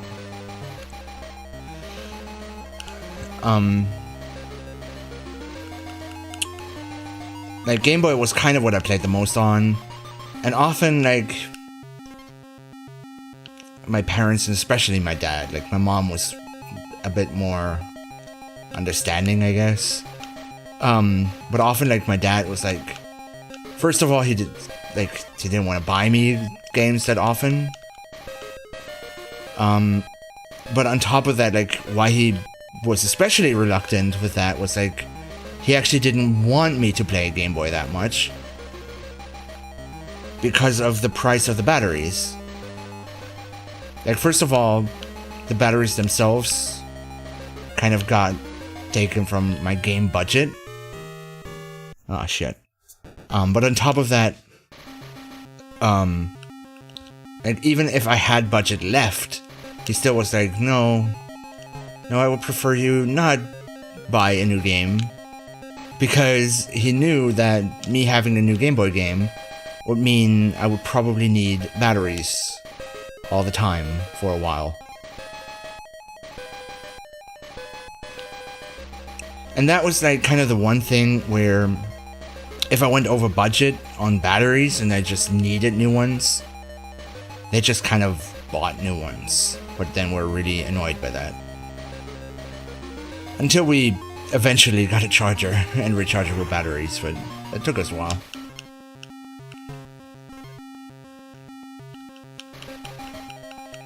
But yeah, that's why my parents, and especially my dad, didn't like me buying new Game Boy games that often.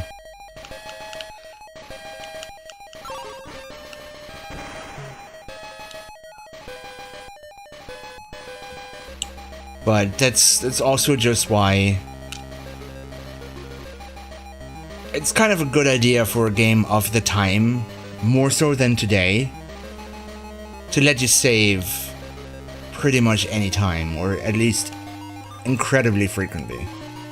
And the way this game does it is just the same as the Super Nintendo version does it, where the Super Nintendo version, I mean, you were kind of expected to spend a certain amount of time each sitting when you play a console game anyway.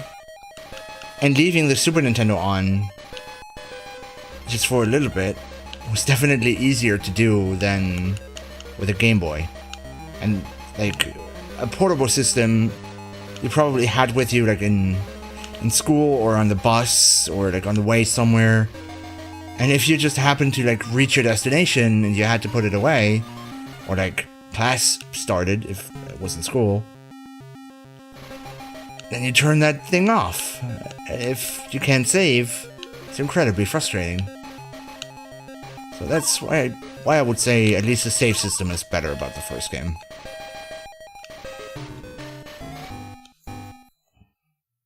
Probably.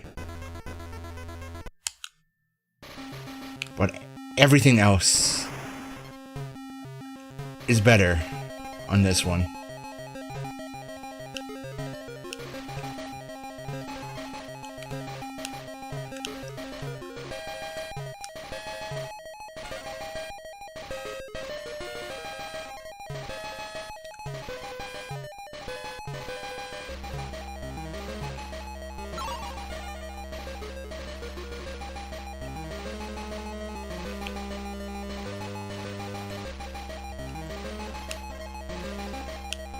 If it wasn't for parts of the music cutting out due to the sound channels, the sound effects, then I would just really, really love this music so much. Oh my god, hold on to it. I really don't think they could have done a better job with bringing over these tracks. It's pretty much perfect for what it is.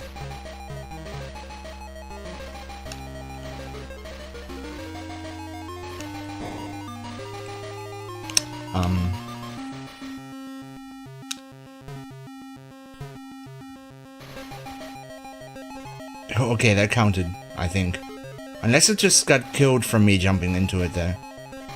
The way I did. That might be the case. I think on Super Nintendo you can kill them that way. I kinda wanna try. Yep, okay.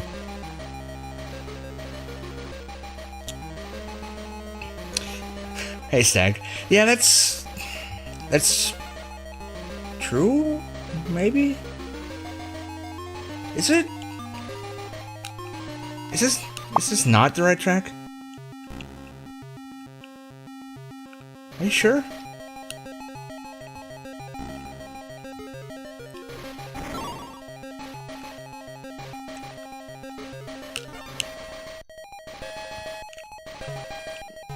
But the first level track was also absolutely fantastic.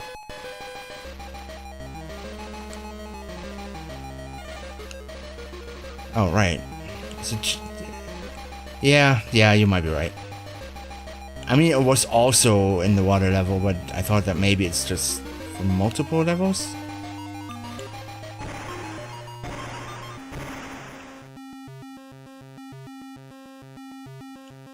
I mean, same, but I guess I just didn't notice, or like I forgot. I played... Whoops.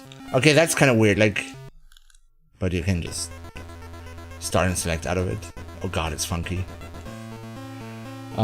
If you just hold B, which I just kind of automatically do, I just happen to do that, it puts you back into the stage. And it's the proper boss. Oh shit. I forgot you're not supposed to do that. It's been a while since... Okay, he doesn't react to that, like his animation doesn't. That's kind of shitty. Wait, is this the right music? Or is that just for... Was this just for the final boss?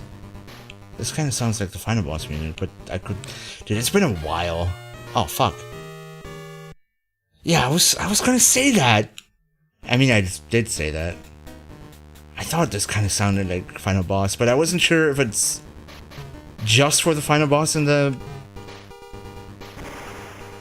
Super Nintendo game or also for all of them. I mean, maybe they ran out of space. I don't know. Cartridge space. But still, like, the renditions are still fantastic. It might be the wrong track sometimes, but what they did with it is amazing. I played the first Donkey Kong Land before this, and that wasn't bad, but it's just so much better. In terms of controls, how fast it runs, and the music too. And the music was kind of the strong suit of the first one. The gameplay was just kind of shit. Okay, this map is also wrong. Why do you start on the right side? This should be the right music, though.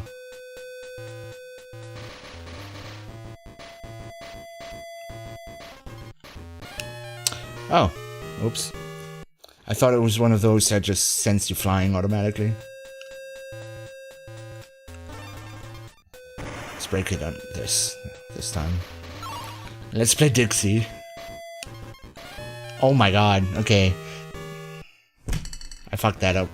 But also, to my defense, The game is a bit zoomed in because of the resolution. I kind of saw it too late. I mean, the bananas are there for... yeah, I don't really have an excuse. The more I think about it, the less I have an excuse. The bananas were there to guide me and I kind of ignored them.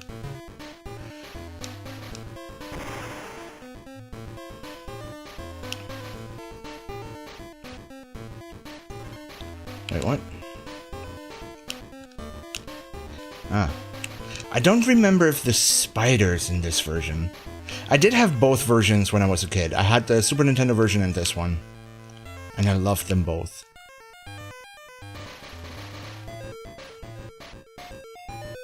Yeah, I mean, that was part of it, but still, I could have used the bananas as a guide and I didn't.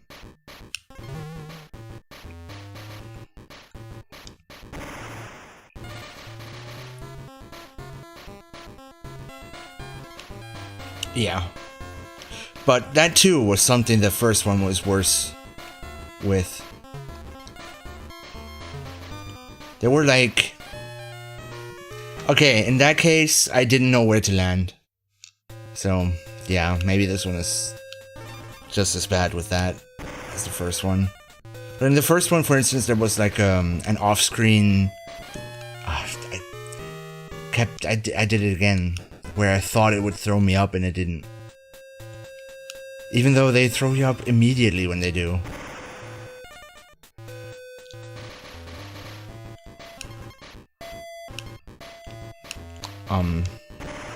But yeah, there was like an off-screen zinger, and you kind of, without knowing that it's there, there was no way of not ignoring, of avoiding it.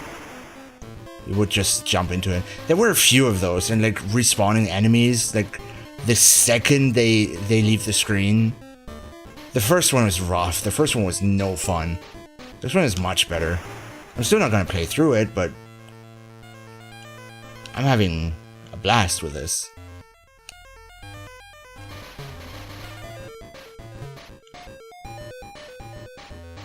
I'm kind of doing like the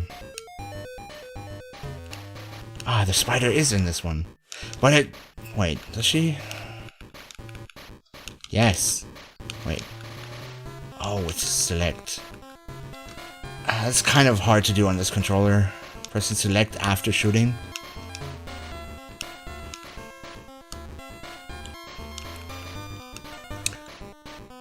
But the spider has the full thing going.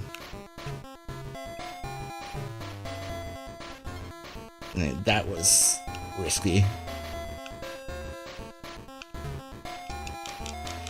You can't shoot here.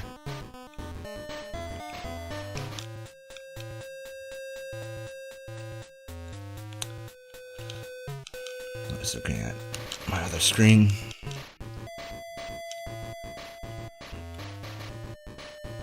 What's up there? Well, we'll have to find out. Oh, whoops. Oh.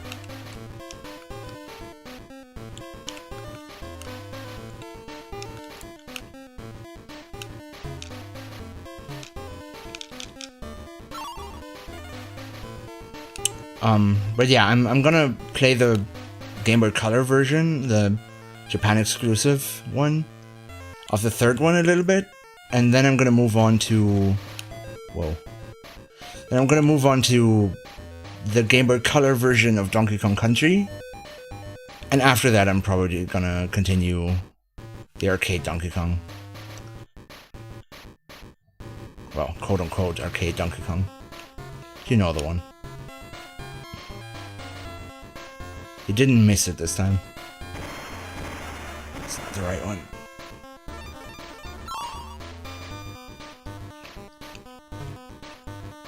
But this is definitely a huge improvement. I can't get over how much better this feels in comparison to Donkey Kong Land 1. Even though Donkey Kong Land 1 was kind of the more ambitious one just because it's a more original game. It has more stuff that's not on Super Nintendo. It has its own levels, its own themes, its own enemies and stuff. This one is just so much more fun.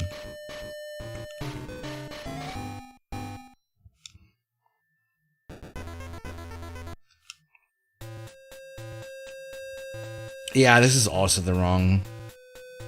it's kind of sad about this one. I think this track was really awesome in Super Nintendo.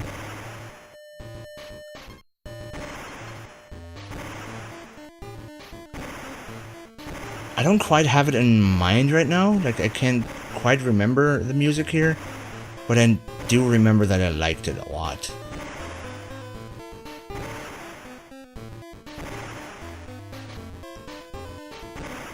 Like, maybe if I didn't have this music playing right now, maybe then I would remember what exactly this one sounded like.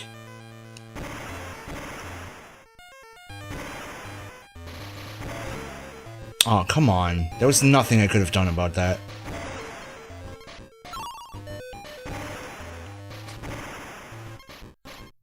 But I think I'm gonna play this until the next save point. Then move on to the third one. Play that until the first boss. And then do Donkey Kong Country. Probably also until the first boss. But I think I remember Donkey Kong Country in terms of controls and physics being worse than this. Also, that was kinda cheap. A little bit. Like $1. Could be cheaper, but it's kinda cheap.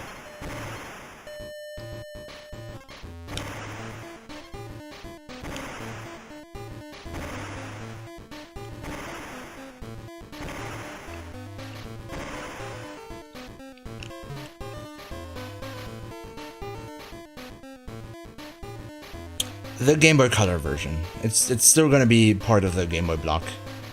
The Game Boy / Game Boy Color block. There would be a Game Boy Advance version as well, but we're not gonna do that one.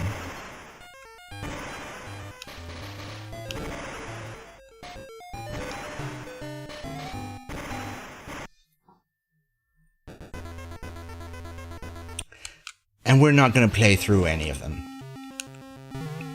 God, even this guy's here. He didn't have the full animation. You couldn't actually see him spit in here. Spit in here, that sounds weird. Or like blow on it. You have to imagine it.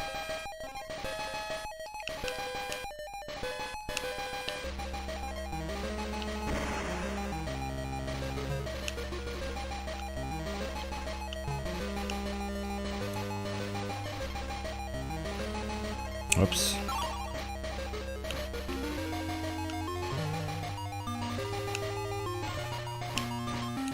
Let's redo that.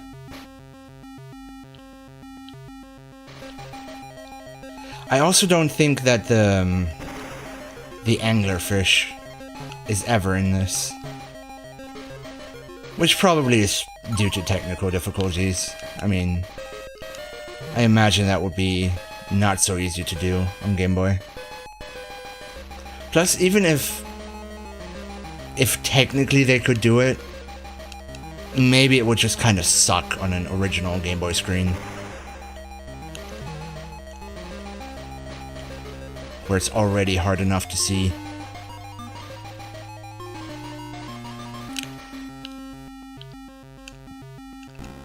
Oof. Wasn't even worth it.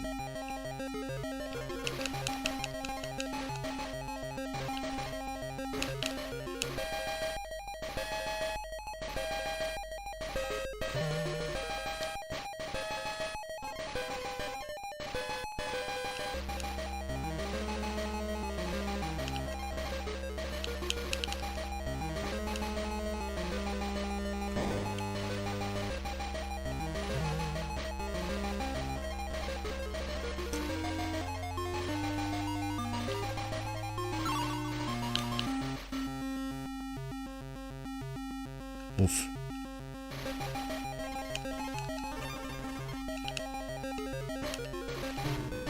Well then.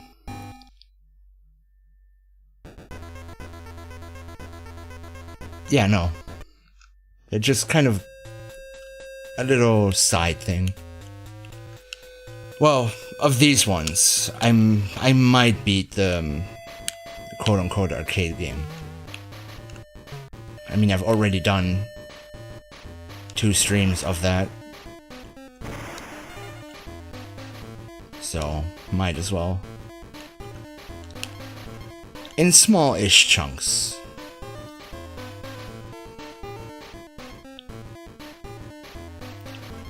Like, so far I've done 2 worlds per stream in that one.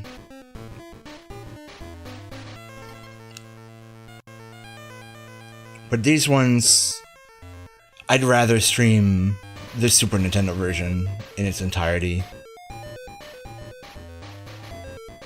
But it felt appropriate to go through these ones in the Game Boy block. Or not go through them, but like, do them. Show them off.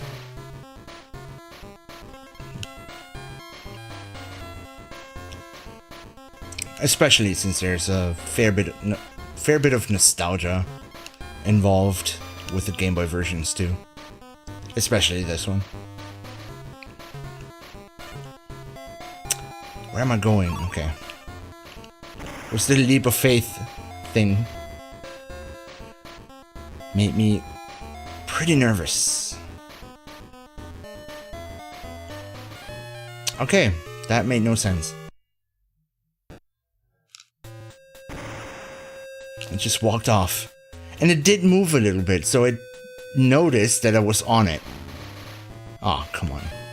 That was my own fault, but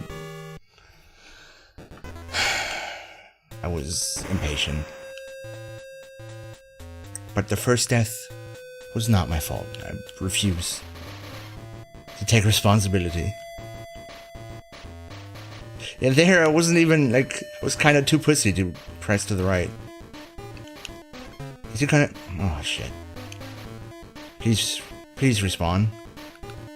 Actually, Dixie. I don't need you. I don't care. I didn't commit to that jump. Oh, okay. I just want to get to the save point, just... I don't even know why, since I'm probably not gonna play anymore. Like, ever. But it's just... Okay. Cool. But it just feels wrong to stop before the next save point. Doesn't feel right.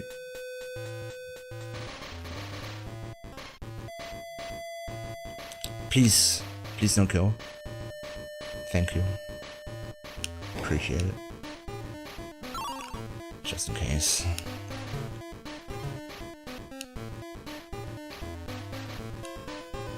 Oh my god, stop.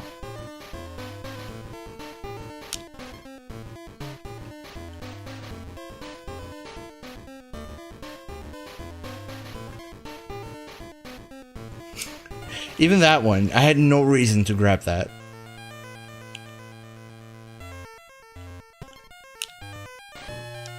Okay. You can't do the twirl after you bounce off of an enemy. That might also be the case in the Super Nintendo version, I'm not sure. I think it is. I think it is the case in both versions, but I kinda didn't expect it.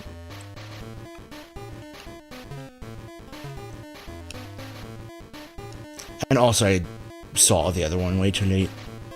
Didn't know where exactly to jump. So that definitely is becoming a theme.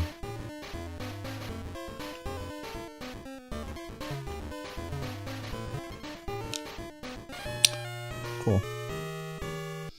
Good game. Like all the good things I've been saying are starting to fade in the background, into the background.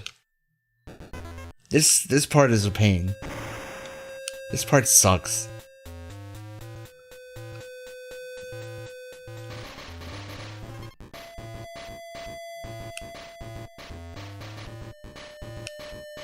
But I'm stubborn now.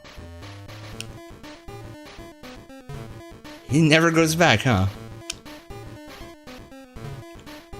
I could just make that jump, but let's not risk it.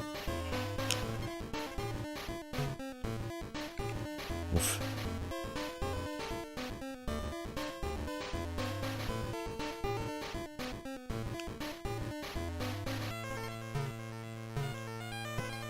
Please. I see what I'm doing. Like, I'm too... I think it's set up so that I can just hold to the right. But I get scared and get reluctant. And I'm not supposed to. And then in the end, I don't have enough distance.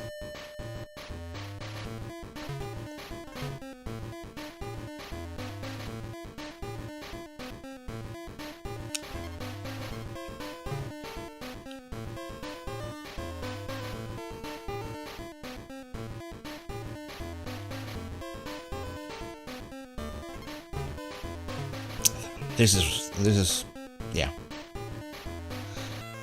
I knew that one was gonna work. That was a banana there. Probably wanted to tell me something.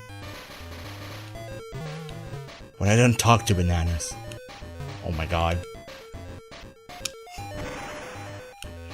Good thing there was ground there. Would have been frustrating. Please. Oof.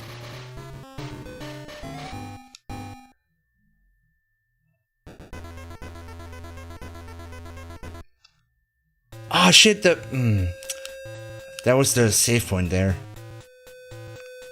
Whatever. If I die, we can go save.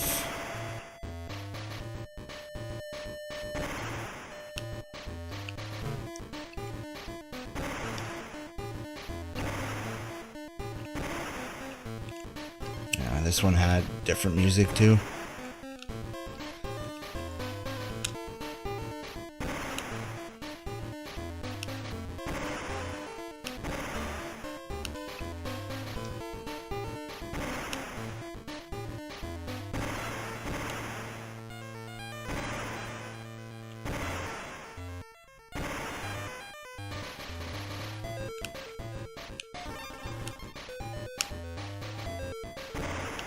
Oops.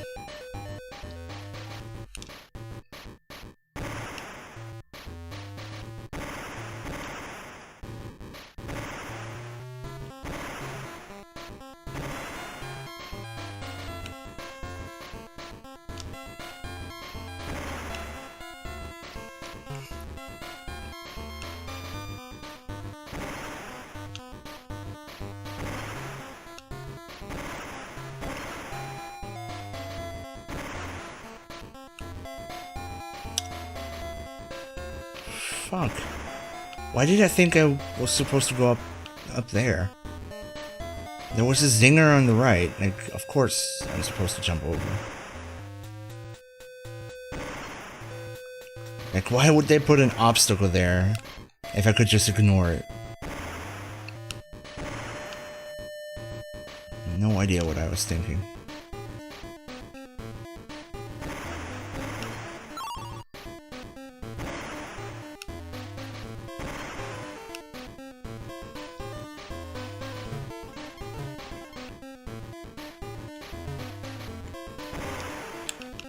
Herb.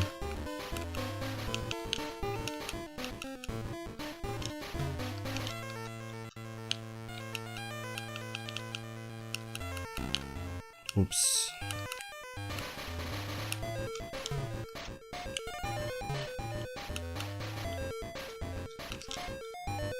Kind of shot that one through the wall. That first one I shot. Or through the floor, I guess.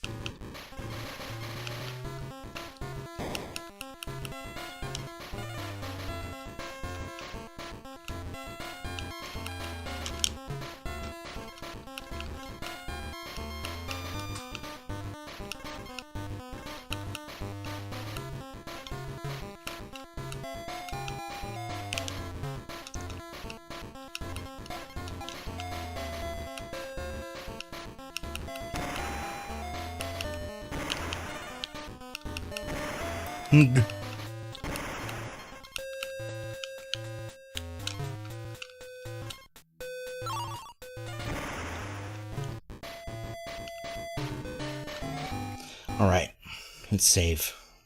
Move on.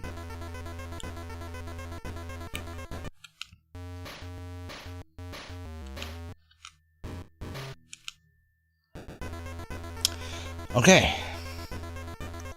On to the third one.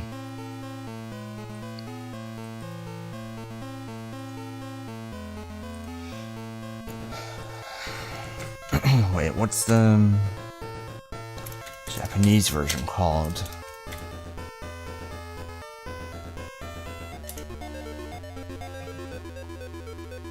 It's not called Donkey Kong Land. There's a different name for it.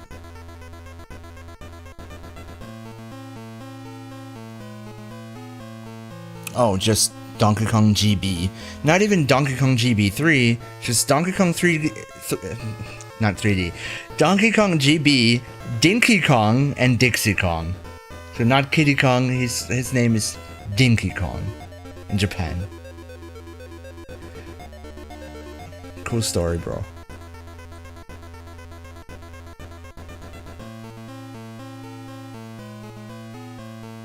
Yup.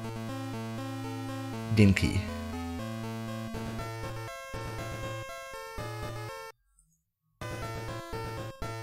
Let's pause. But yeah, I'm going with the Japanese version because that's the only one that is on Game Boy Color. Oh, I need to change title. Well, let's just call it Donkey Kong Land 3. That's basically what it is.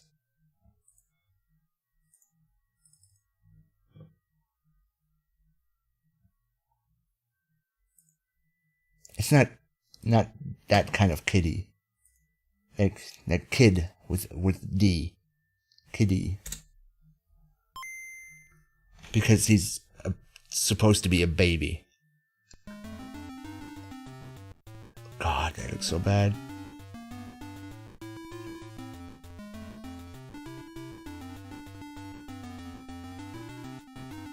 That music is also worse. Oh, this one is fine. So is this one.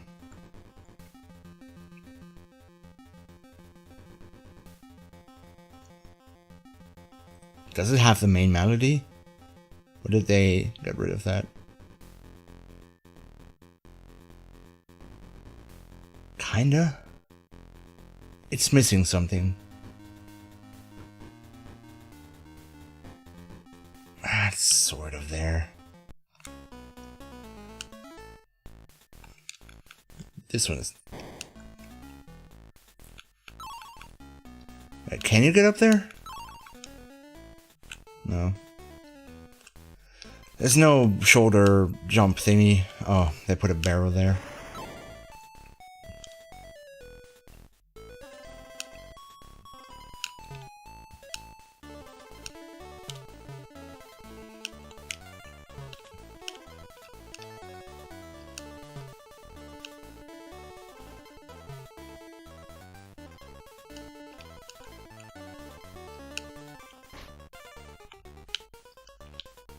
Can you go through here? Oh, over here.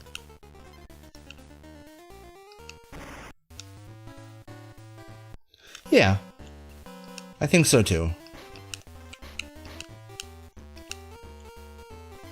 The first few notes of the main melody of this bonus stage song, kind of reminded me of that Mario Odyssey song. Well, I guess it's the other way around.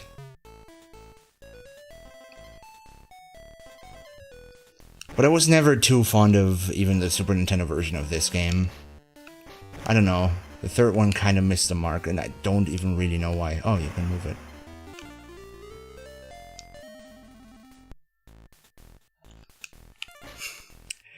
I don't even use it that much. Kind of feel bad about it. I don't know. Kind of just whining about it. I have it and I'm whining about it.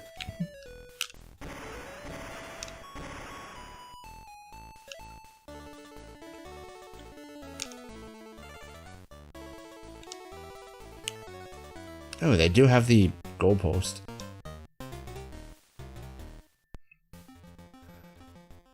I mean, probably are. I'm definitely looking forward to what they do with Pokemon. I don't know, there's just... Well, Mario Odyssey, for instance, is a fun game, but incredibly flawed. Like, very, very flawed in my opinion. On one hand, it's just, I'm not super fond of the whole Mario 64 formula in the first place.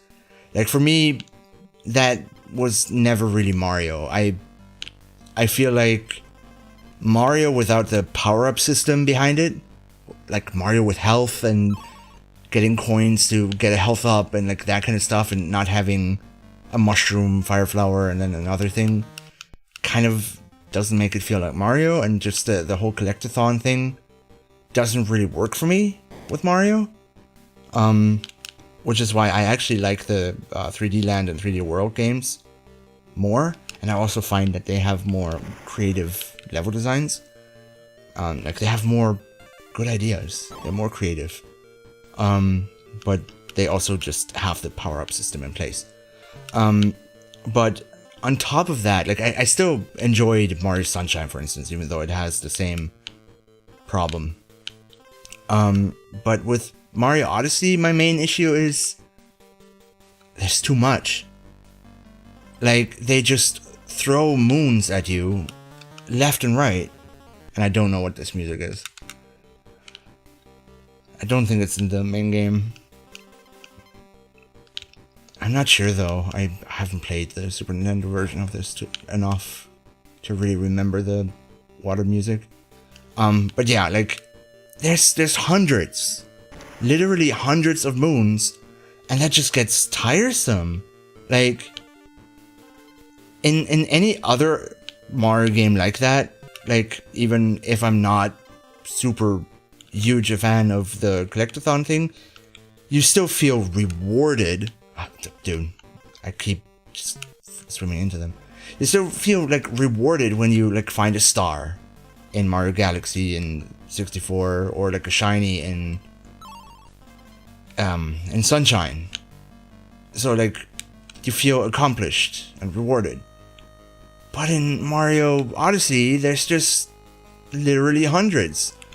So you just, oh, I found another moon. Oh, look, there's another moon. Oh, another moon. And it's like, you stop caring so fast. And that's just like quantity over quality. Which is also kind of what bugged me about Zelda. Big world, but kind of meaningless. And that's probably like, that's a big reason why I just kind of just whine about the Switch, because those were two games I was really looking forward to. I was really hyped about them. And I don't hate them. I still think there's a lot good about them. But they were incredibly disappointing. And kind of not what I'm looking for in those franchises, especially Zelda, since I'm a huge Zelda fan, and Breath of the Wild kind of made it not Zelda anymore, to be honest. And then other stuff, there's just the whole online stuff. Like Splatoon, for instance. I would be interested in Splatoon. That looks like a really fun game with a unique idea, unique gameplay and stuff. So I kind of would like to get Splatoon. I want Splatoon. I don't care much for ARMS. I kind of wanted to want that one too, but I didn't find the beta fun. But Splatoon still looks really fun. But I'm not gonna get it, because of the online bullshit. Because there's no communication. Like, none. No text communication, not even to people on your friends list. You can't even send, like, a message to people. You can't just friend someone. You can't have text or voice chat with your teammates. The only way to have any kind of communication is through the phone app, where at that point you can just as well just use Discord. And you have to have those people on your friends list already and stuff. And that's not really what I play online games for. Like, people can be frustrating when they're toxic and stuff. But if there's no communication options, first of all, I feel like they're treating me like a little kid, or basically they're ruining my thing because they're trying to protect kids when there's enough options. Like, there's parental controls and stuff. If it's just about protecting kids, use the parental controls. And it's just like, give me the option. And if there's really no communication and no interaction, really, it feels like I'm just playing with pretty smart bots. And that's not what I play online games for. And I want to be able to have some team play and stuff. And I don't want to have to, like, go on Reddit or something and look for like a team to do that. I want the game to give me those tools.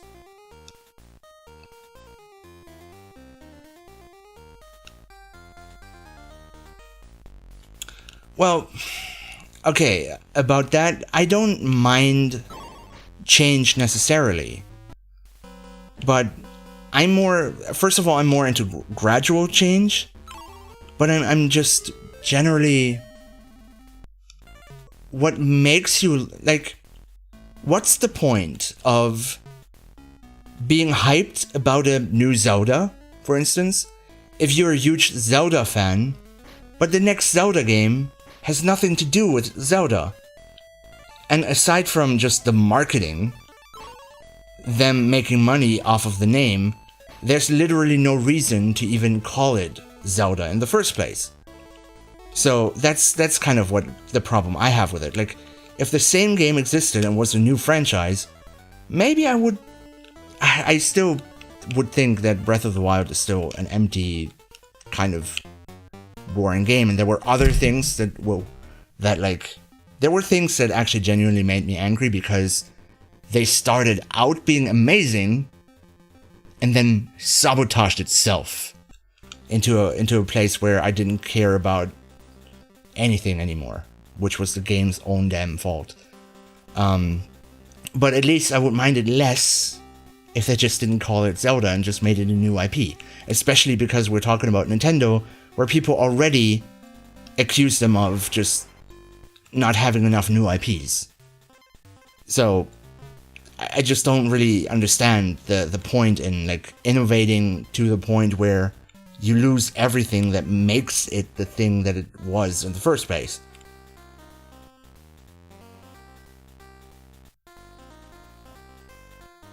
Yeah, it's just like, it's like, online games for me are a social experience, with all the negative parts of that too. Yeah, there's assholes out there, but I mean, I've made great friends in online games.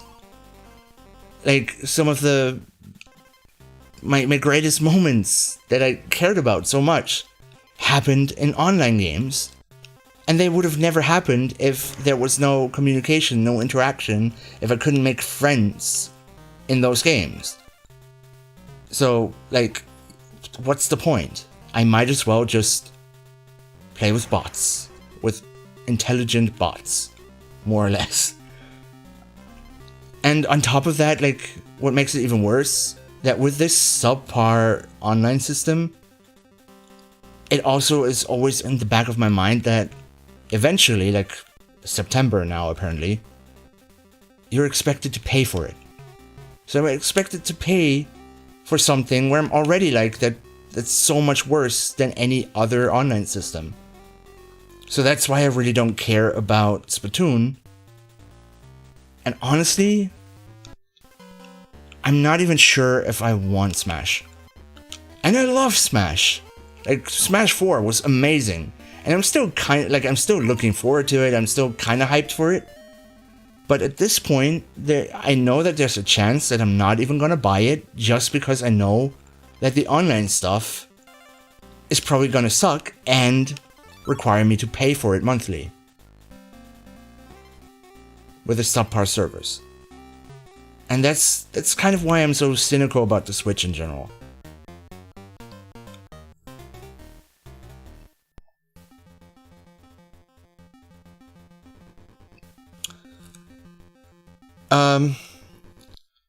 Well, we don't know that yet, basically, if they're gonna improve it. They've been, like, we were supposed to be paying for it already, and they delayed it.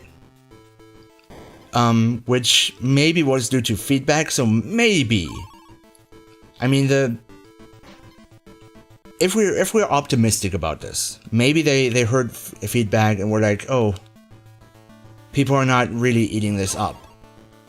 So maybe it does sometimes feel like the new management is listening to feedback a little bit more.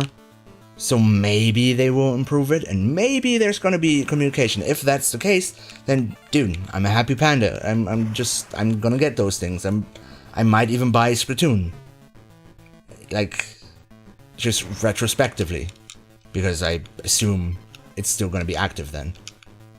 And I'm not gonna be complaining about that anymore. But at the moment, I think it's a shitty service for free. So I'm not gonna pay for it. Even though, like, what you're expected to pay for it is not that much. Like, I don't know the exact price, but, like, they announced it and it's pretty cheap. Especially if you pay yearly and not monthly. It's fairly cheap. But still, it's money. And it's also just a little bit of a matter of principle. And I just... oh, well. Wrong. I just refuse. I refuse to pay for it if it's shitty. Like, I already don't play my PS4 that much. And it's very rare that I have a PS Plus account. Because I don't play things online on that thing that much. So of course I'm not going to do that with Nintendo. When their service is so much worse. But that's kind of why I'm cynical about that. But still, like, the system itself, it's cool. The controller, I'm using it right now. Like, it's really comfortable to hold. HD rumble, I mean, I'm kind of a sucker for gimmicks, so some people don't care about that at all. I think HD rumble, when it's used right, is pretty cool.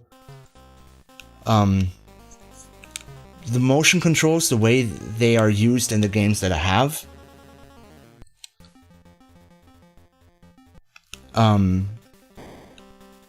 are pretty good too.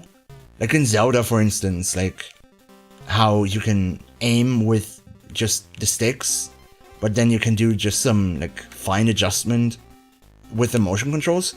That's amazing. Like the way they did that works really, really well. So, like, it's not like I hate the system. It's just sabotaging itself.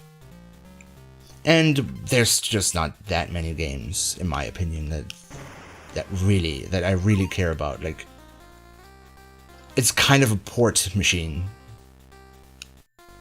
And when it comes to ports, I don't have much reason to get it on the Switch. I might get the, because I kind of want to get the special edition, like the physical edition. I might get Sonic Mania on Switch.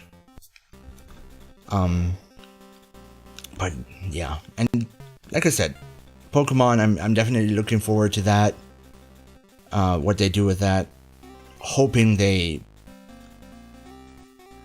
Well, okay, I'm kind of reluctant to say what I was thinking, because I'm hoping they innovate without breaking the formula.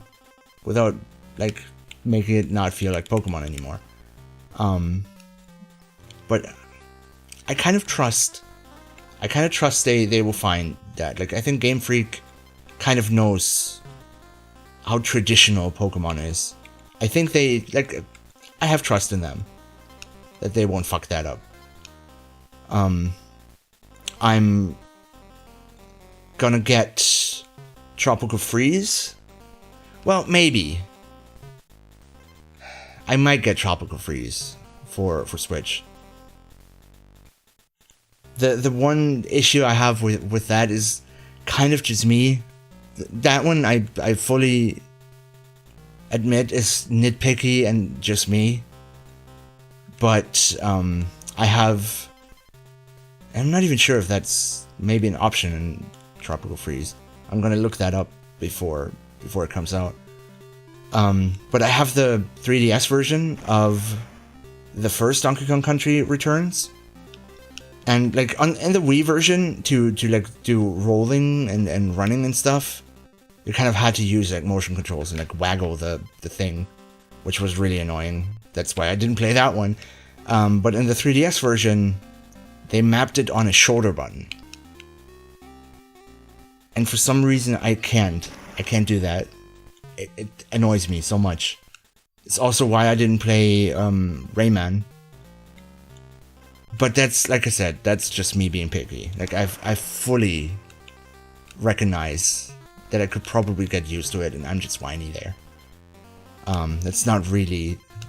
It's a slight bit of criticism. They could give me the option. But I'm just so used to running with one of the face buttons. And attacking with one of the face buttons, and I don't understand why they had to change that. There's literally no reason. Same with like virtual console games and Kirby games. That's also something that kind of like pisses me off. On the Super Game Boy, you had an option where you could set it to either A being A and B being B, or Y being B and B being A, because it's the more comfortable way, and it's the way that also Super Mario World worked. You ran with Y and jumped with B.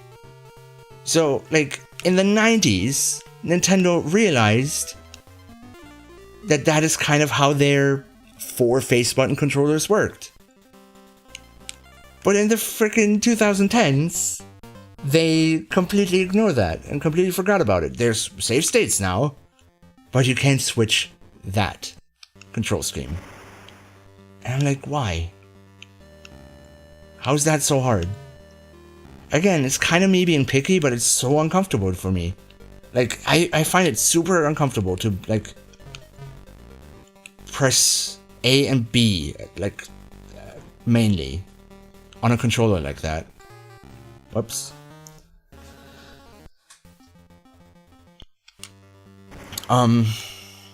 Yeah, and I'm still looking forward to, like, where Zelda is going. Like, there's for instance, there's rumors that Grezzo, the ones who did the 3DS remakes, that they're working on like a 2D Zelda remake that's gonna remain in a... It's gonna remain in a top-down perspective. So I'm looking forward to that, and there's still like things that Nintendo does. Like, Nintendo is still the company that I get most excited about. But they're just like the small things that just sabotage it. Which annoys me the most because it's so sad and it doesn't need to be that way.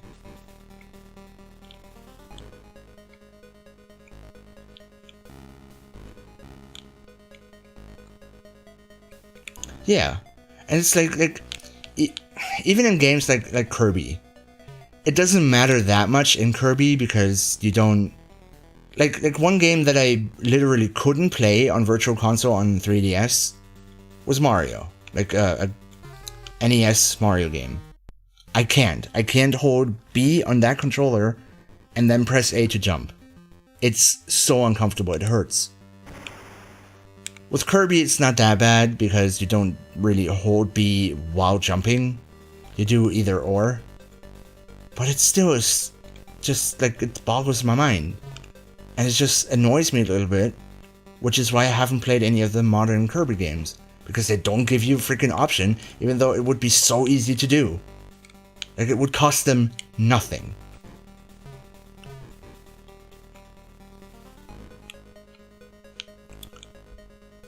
And that's just, like, those are just the small things that I don't understand why Nintendo is like that. But I'm also looking forward to, whoa.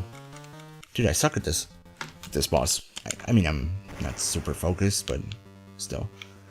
I'm also looking forward to Metroid Prime 4. Not as much of a fan of Metroid Prime as I am of the 2D ones, but still, Metroid Prime is fantastic. So I'm looking forward to seeing what Namco Bandai does with that. I might get the Fire Emblem game that they're working on. And I'm still kinda hyped for Smash, despite the whole online bullshit.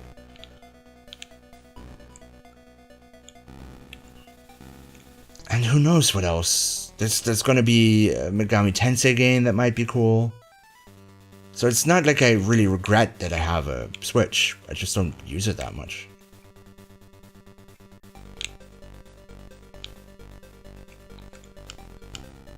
Oh my god.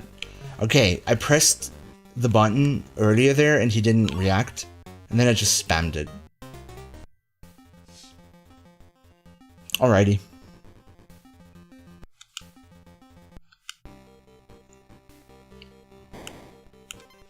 Wait, where do you save in this?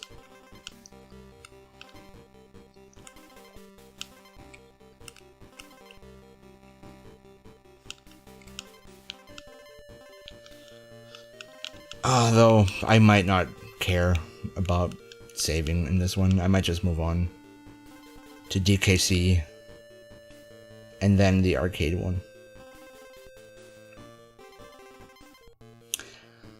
And that may or may not be the last thing I do today. I'm not sure. It's either going to be the last one I do today, or I'm going to do something like more, maybe puzzly. I don't know. Oh, fuck.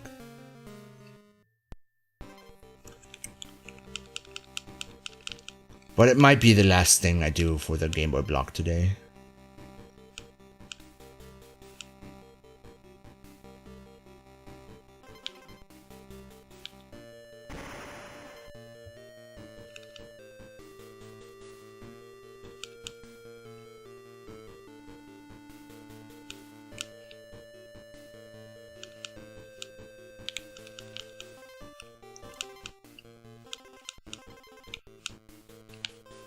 I kind of feel like playing something random and weird that I've like never touched.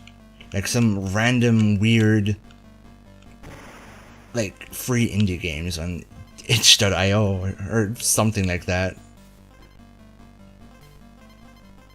Like some game jam games.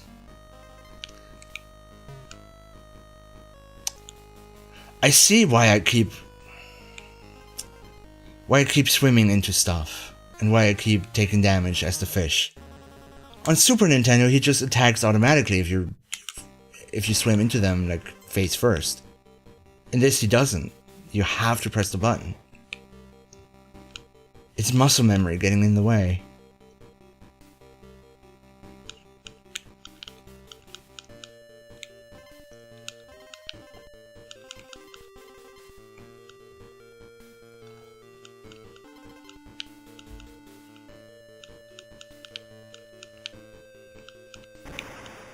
Whoops.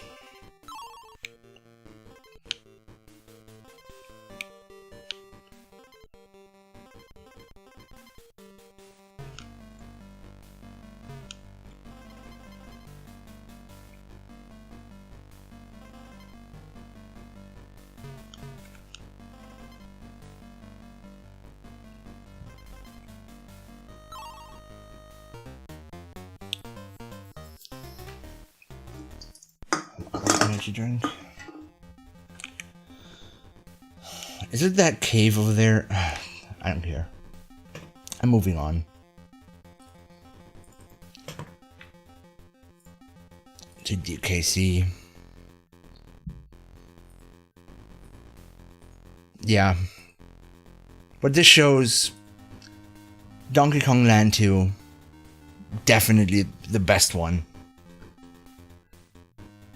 out of the Donkey Kong Land games.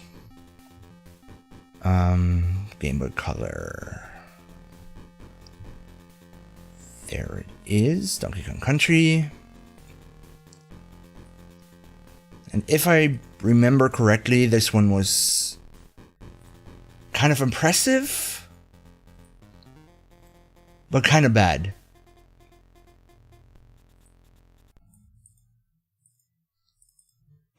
I think. If I remember correctly. Kind of bad in terms of physics. Physics and controls.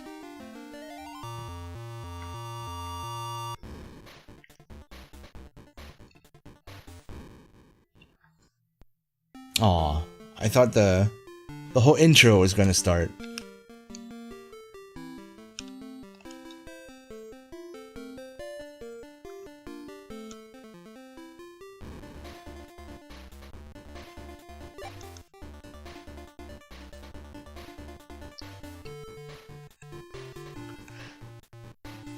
It's okay, intro music.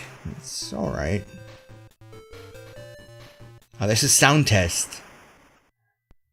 That makes it easy.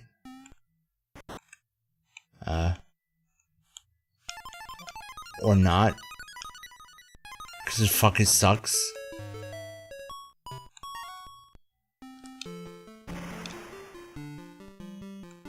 It's the worst sound test I've ever seen. Was there another option I haven't tried yet? Oh, there's one I can't go to. There's two I can't go to. What's bonus? Oh god, there's mini games. Funky fishing. Oh god.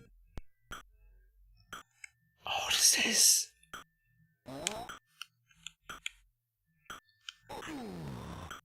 Oh my god, why? Why those noises? What the fuck? Why you do this? Oh, that's bad. I had 3 though.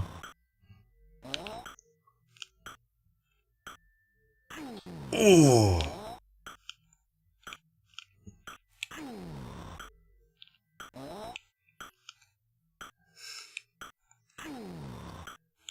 I mean, something about the momentum is kind of fun.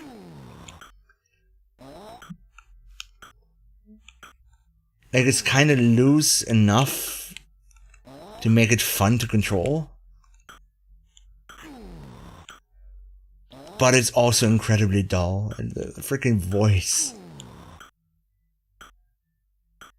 And that ticking sound, why? Why you do? Why you do this? Ah? Ooh. Ah. Ooh.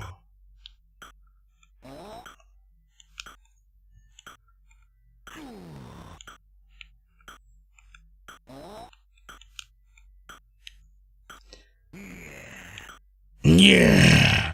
Why am I doing this? It's the worst thing ever. It says level 1. When do you level up? Oh. That answers that question. What does leveling up do? I don't see a difference. Why am I playing this?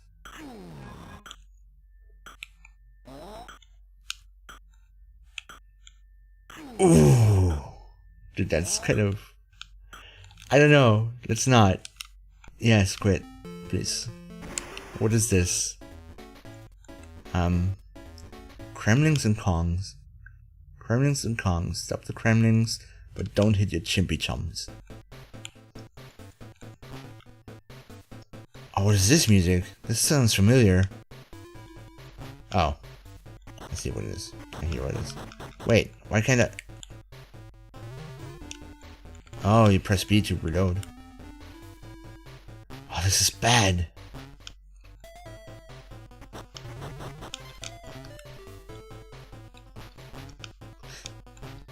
Wait, Donkey Kong was there. Who's the one shooting? There's a Donkey Kong face on the lower left.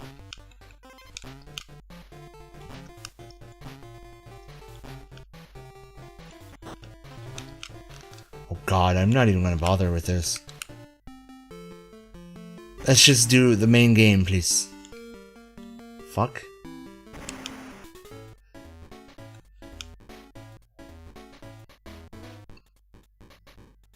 Aw. I mean...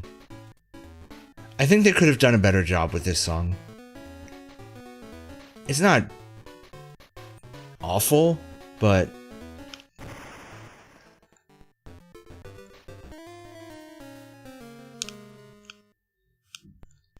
we could have done better. Oh, really? That face, he's like happy about it. He's happy confused. Oh, dying is not so bad. Oh, there's no fish in the picture. Oh, this move is intact. This song is wrong. What the fuck? How does that not count as jumping on it?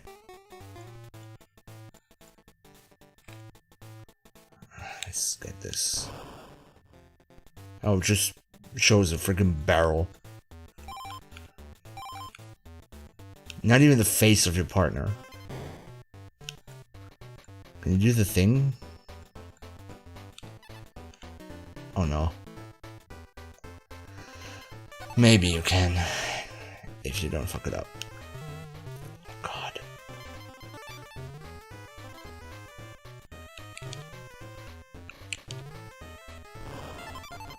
Oh, this feels... yeah, this does not feel good.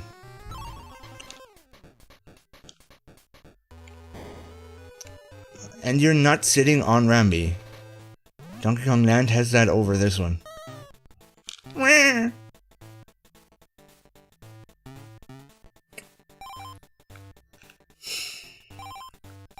So you can get off him and then he's just gone. And I suspect you can't do the special move, because in the second one you do that with select, but in this one it just makes you get rid of him.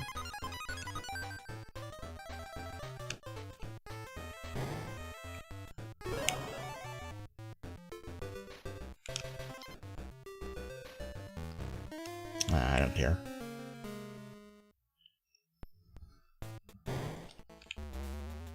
Wait, can you do that? No. I thought maybe you could go in there multiple times because they forgot. I think there's a... why are those bananas green? Why were they green? And the day did not end. It's not dark. Ooh, these physics are rough. Like, trying to jump on those palm trees... very hard, because you're like in mid-air, because you like bounce when you like go downhill. Oh shit, dude, this is bad. Yep, this is very bad. That might be tough to get to the first boss. That's kind of the plan still. Oh my god, really? I don't think it's gonna be very fun. I mean, you can tell what game this is.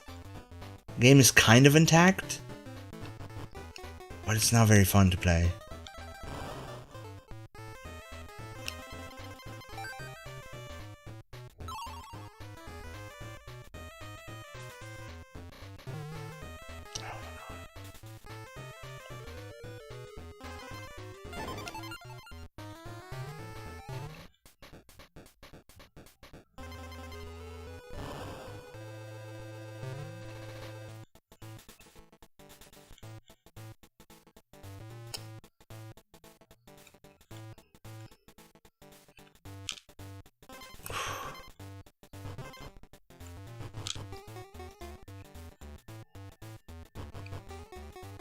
Okay, that's...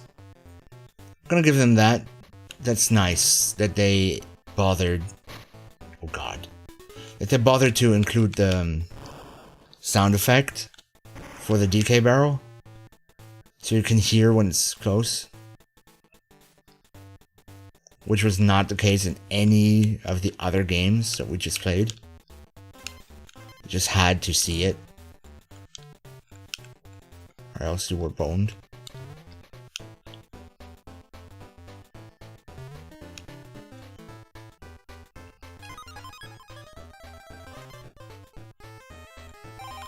Can you just do this? No.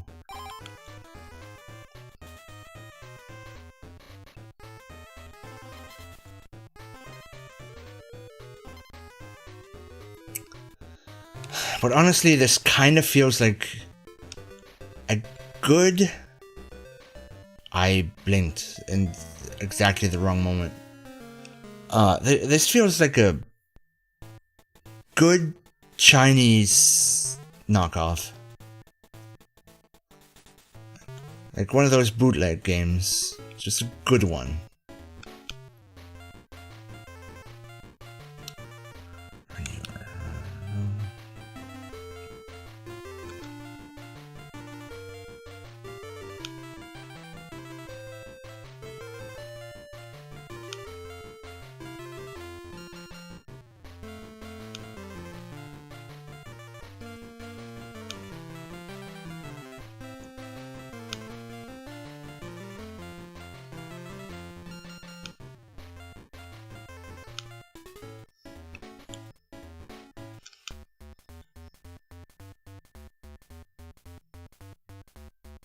What's this music?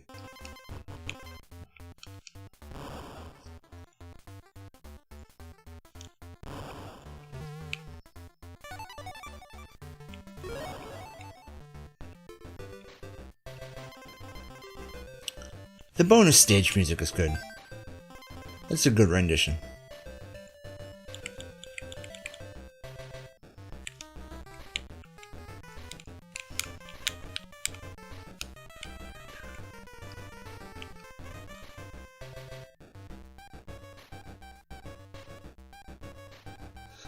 Okay, that part is still... But I mean, I can't really blame them for that part. Not really.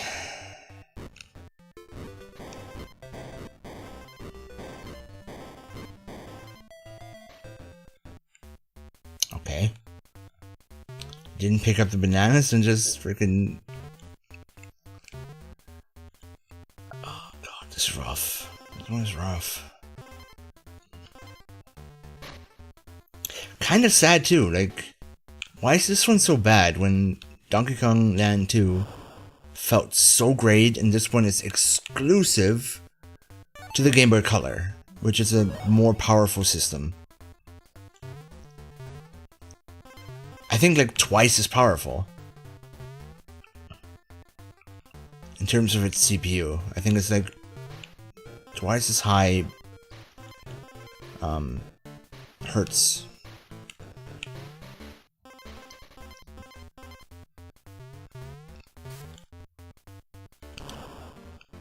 It really kind of makes me wonder how they botched this so hard.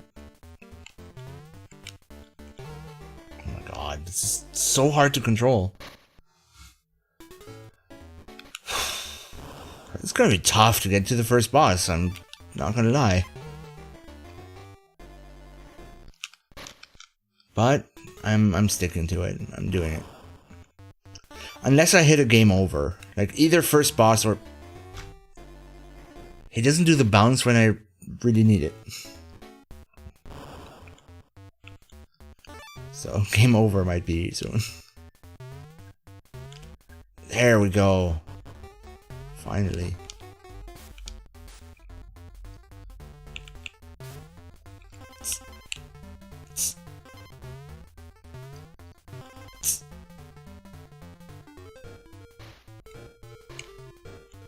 Cave music is botched completely. It sounds like it ends up sounding more like it's trying to be Sonic. The fuck was that? He wouldn't stop like bouncing. What is this? What is this?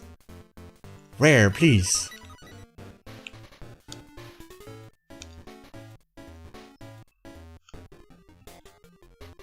Okay, let's listen to this.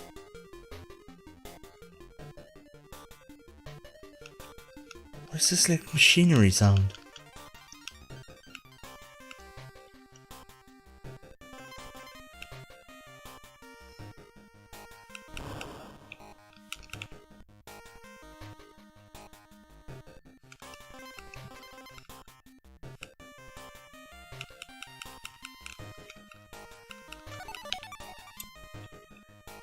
I mean, there's something to this rendition.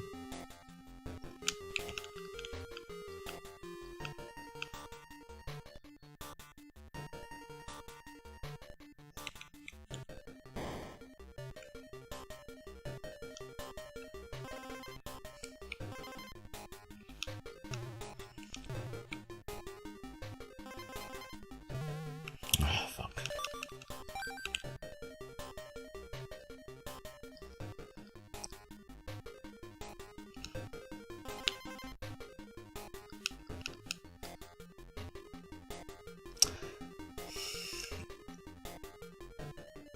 It feels though like it could have been more faithful.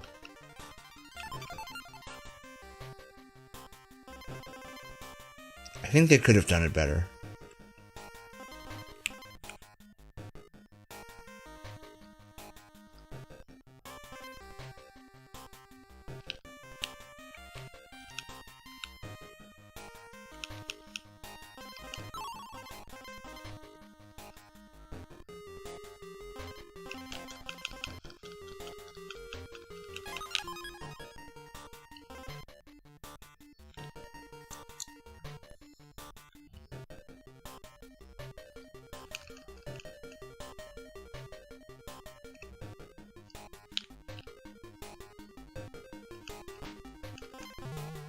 Oh, fuck.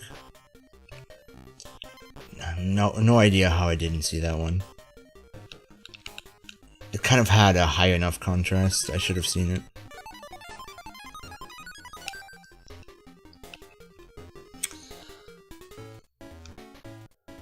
Funky Flights. Actually, I want to hear that song. Whoa, dudes. Does it have the oh yeah?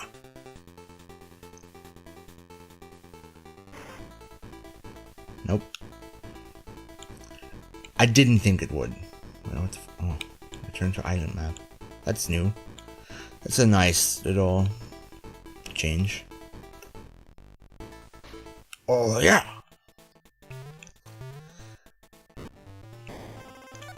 Could have been digitized speech. They did that in that freaking fishing game for no reason.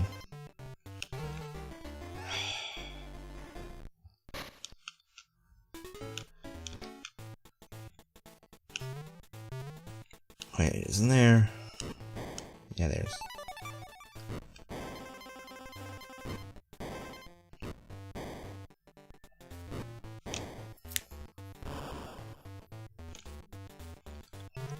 Let's skip half of the level.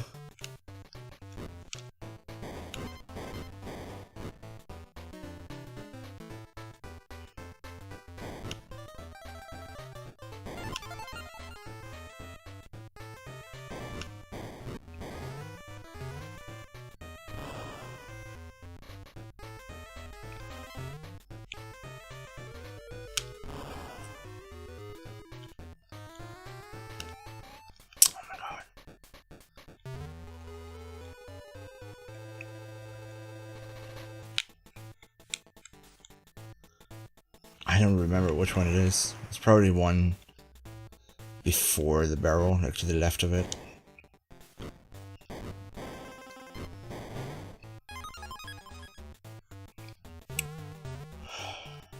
What am I doing?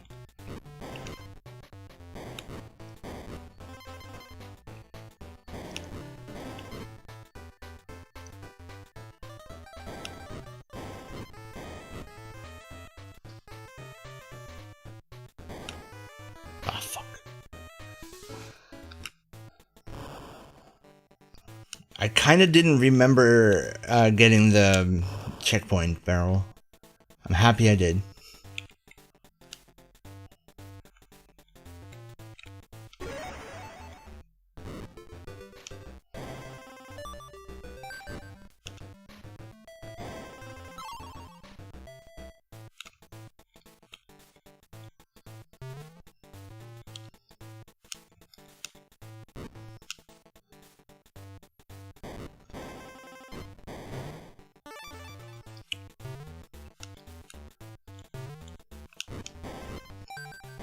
Let's not fuck it up this time.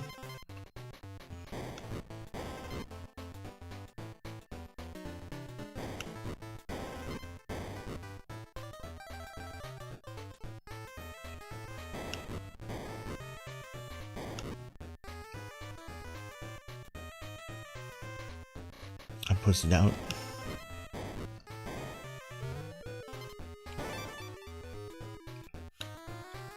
Look at that. Freaking asshole blocking the road. Wait, what did she have in terms of music? Fuck. What? Why is there a bonus stage here?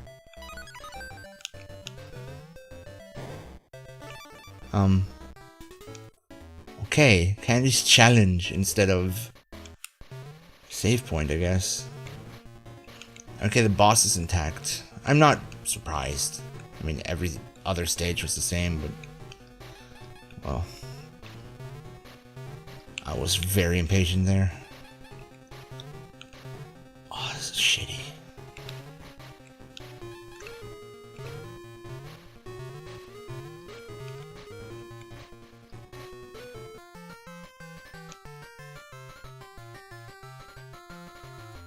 This is a very, very bad version. Don't play this one. I want to do the minecart. So let's do this too. Before we stop. With this game.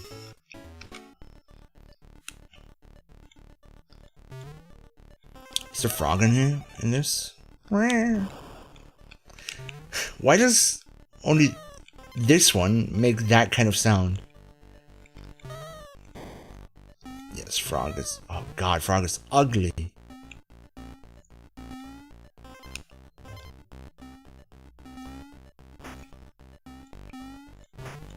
That's a huge thing. Huge barrel. Couldn't think of the word.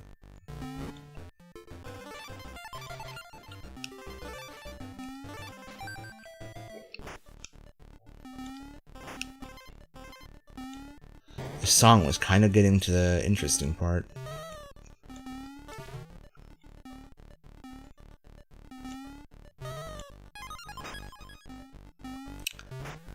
Not exactly great so far.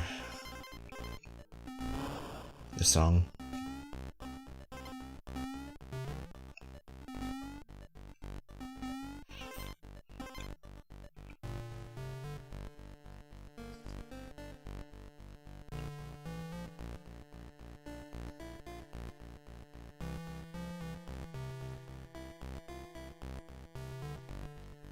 Could be worse. I mean, atmosphere is there, but it's still kind of butchered.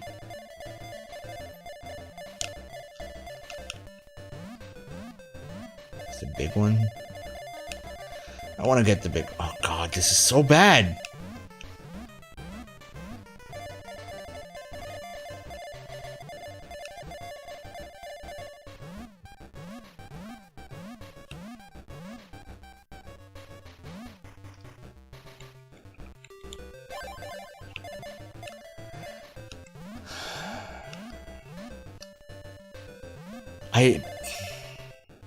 I honestly like this one the least out of all of the ones that I played. Donkey Kong Land 1 is better.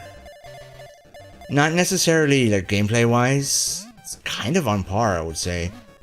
But at least that one had like its own thing going. This one's just Donkey Kong Country in bad.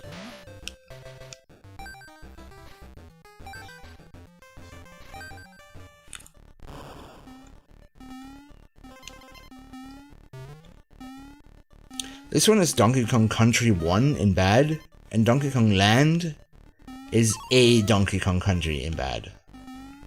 That's the difference. This one is very specific, and the other one is like its own thing. Inspired by Donkey Kong Country.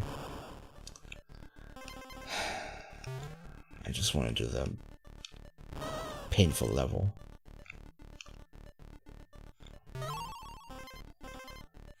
Why am I even collecting those? I don't want to do that stage again. Oh god. Yeah.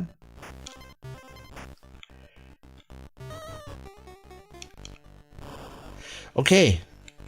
I did not mean to roll there. Camera, please. Oh god. I should have done the roll thing off of the edge. I was going to, but then I was like, ah, these physics are so weird. He might just ignore the jump input. I don't want it. I don't want it. Oh my god.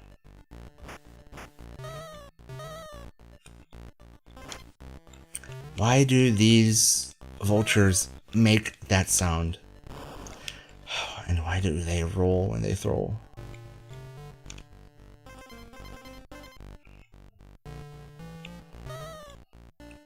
I'm not risking it. Banana Trail probably was going somewhere, but I'm not risking it. Okay, Minecart Carnage. Here we go. How bad is this?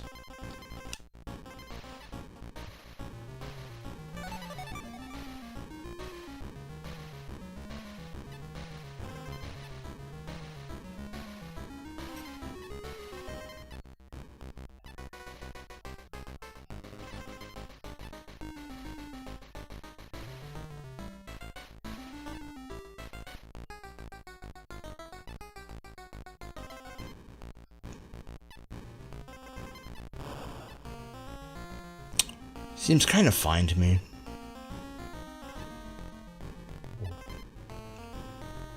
I didn't fuck this one up. If anything, I think they made it easier.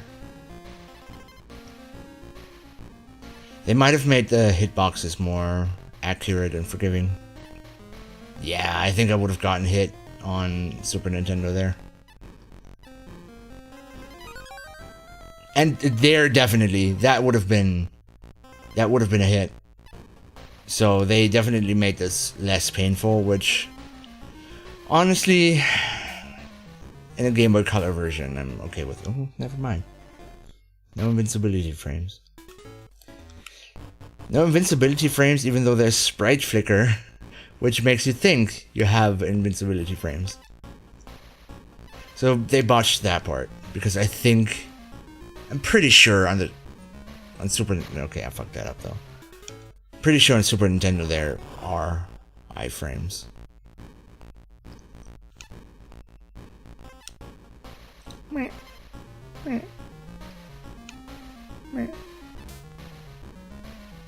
Yeah. Whatever, I'm done. I just wanted to check this one. Yeah, Donkey Kong Country on Game Boy Color. It's horrible. Who knew? Who knew?